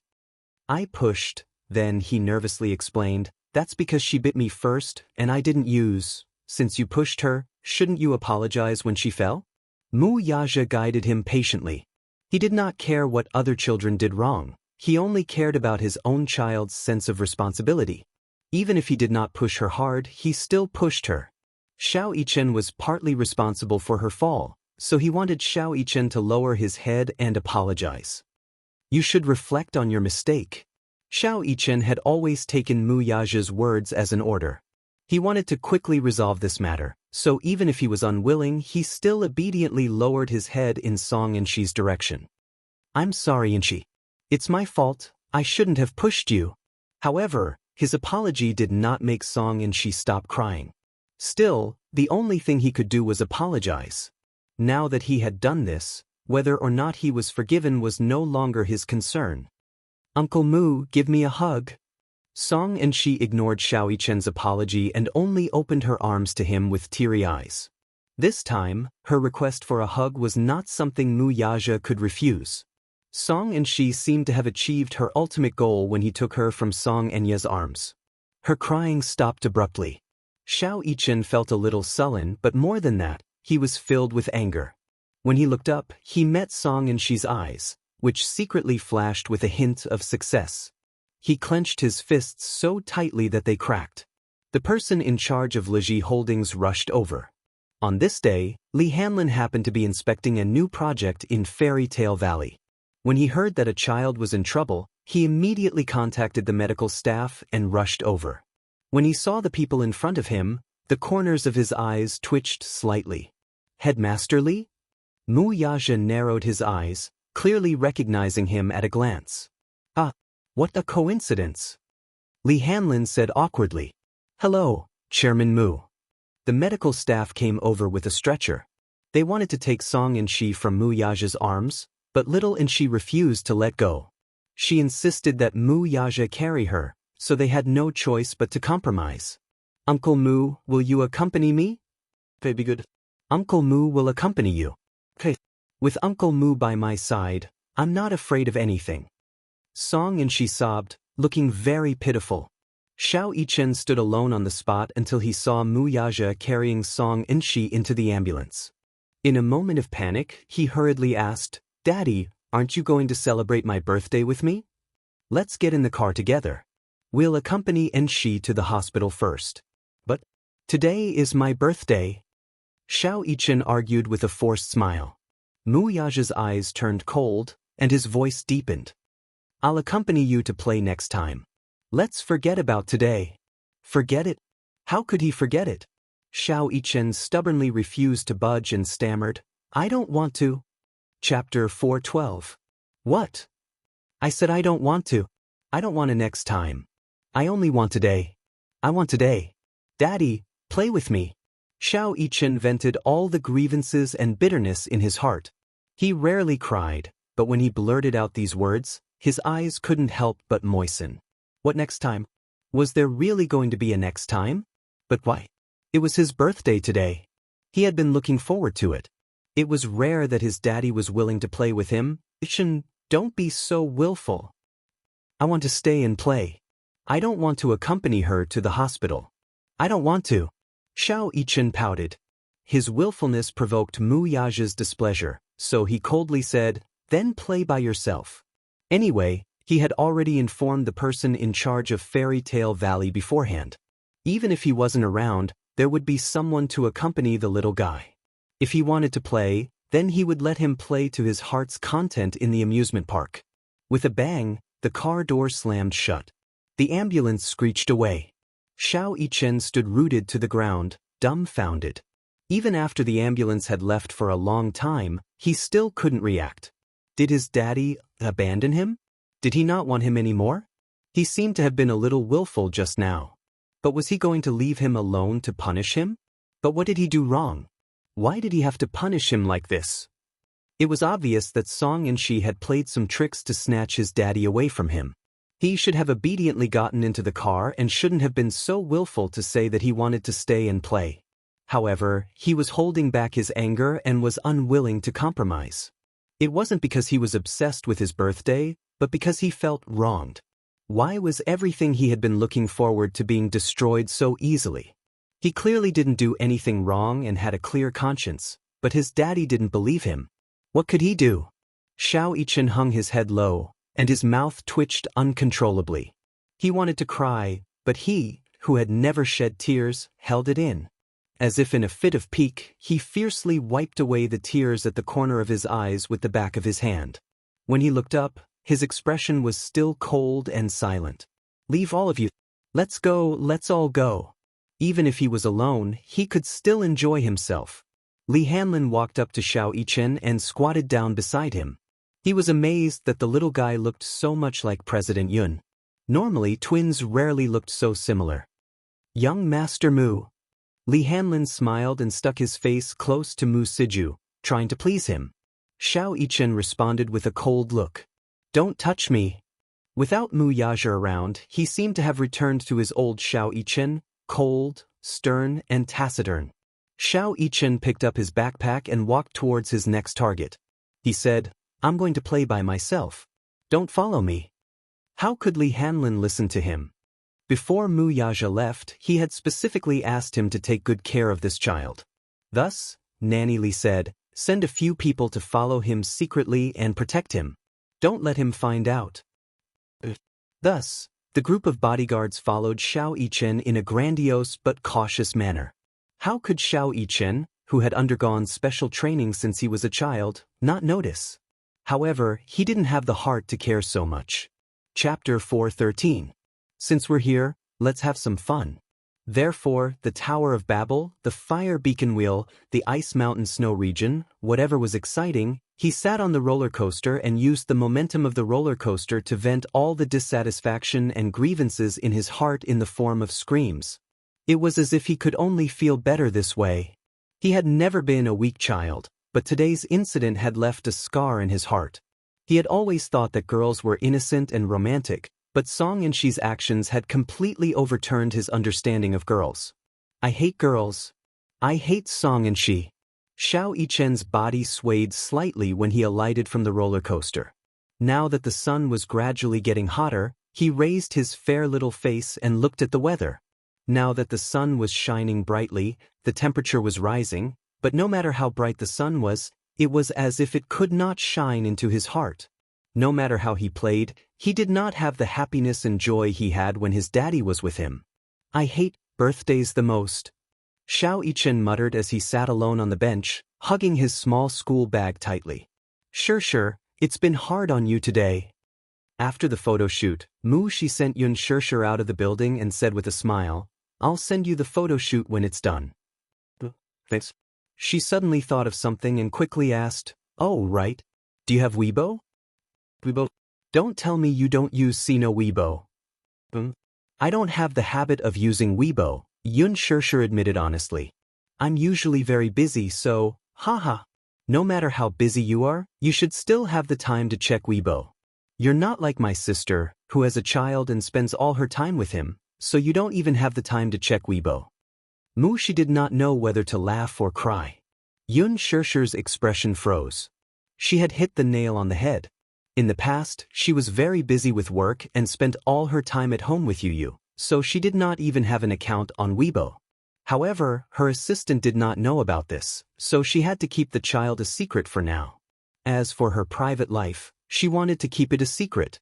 At least, she did not want Yu's life to be disturbed in the future. Hence, she smiled and said, "I'll apply for one when I get back." "Let me know when you're done. I'll get you AV certification." Mu Shi then waved her hand. "Wait for my notice." When Yun Sure hurried home, Yun Tianyu was already eagerly waiting for her in the living room. When he saw her return, his little face seemed to glow with brilliance in an instant. Initially, he thought that his mommy would be very busy, and he did not know if she would be able to keep their promise.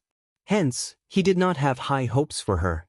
Therefore, as he sat on the sofa and read the financial newspaper, Yu did not have much hope.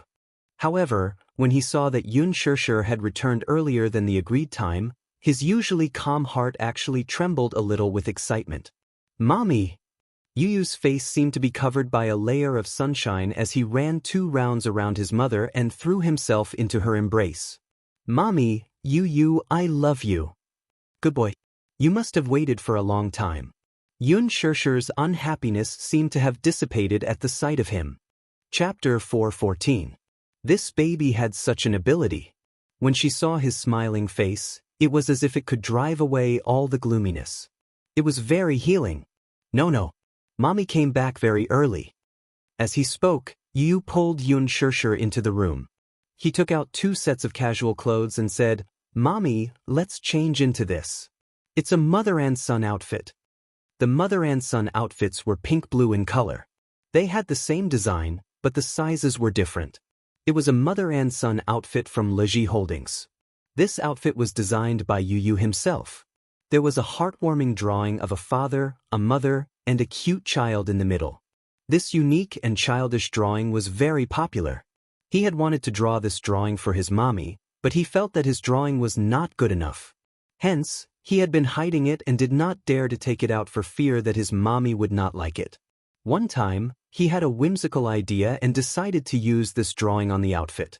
He did not expect it to be very popular. This outfit is, "Oh, Grandpa bought it." Yu said, "I was shopping with Grandpa yesterday.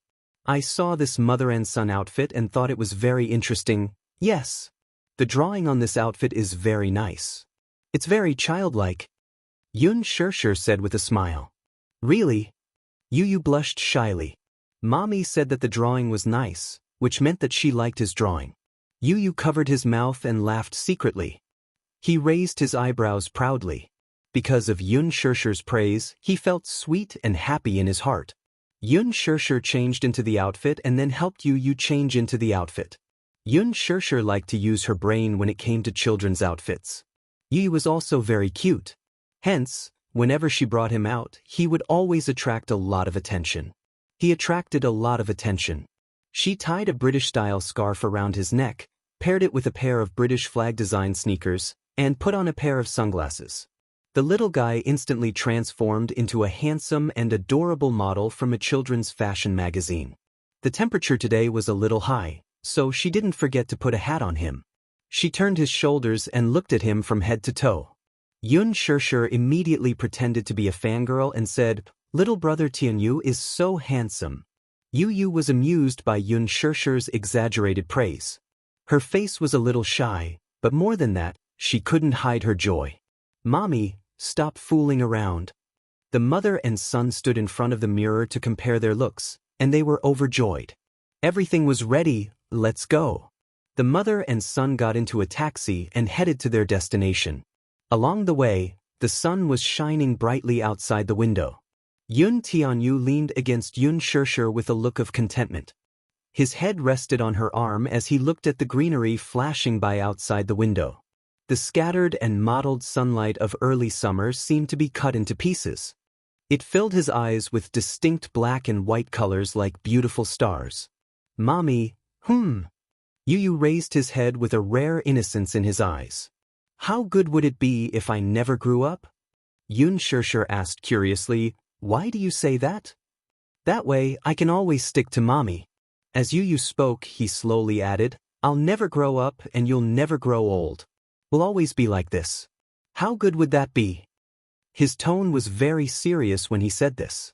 Yun Shirshir was a little amused by his serious expression, but she saw him frown suddenly. "That won't do though."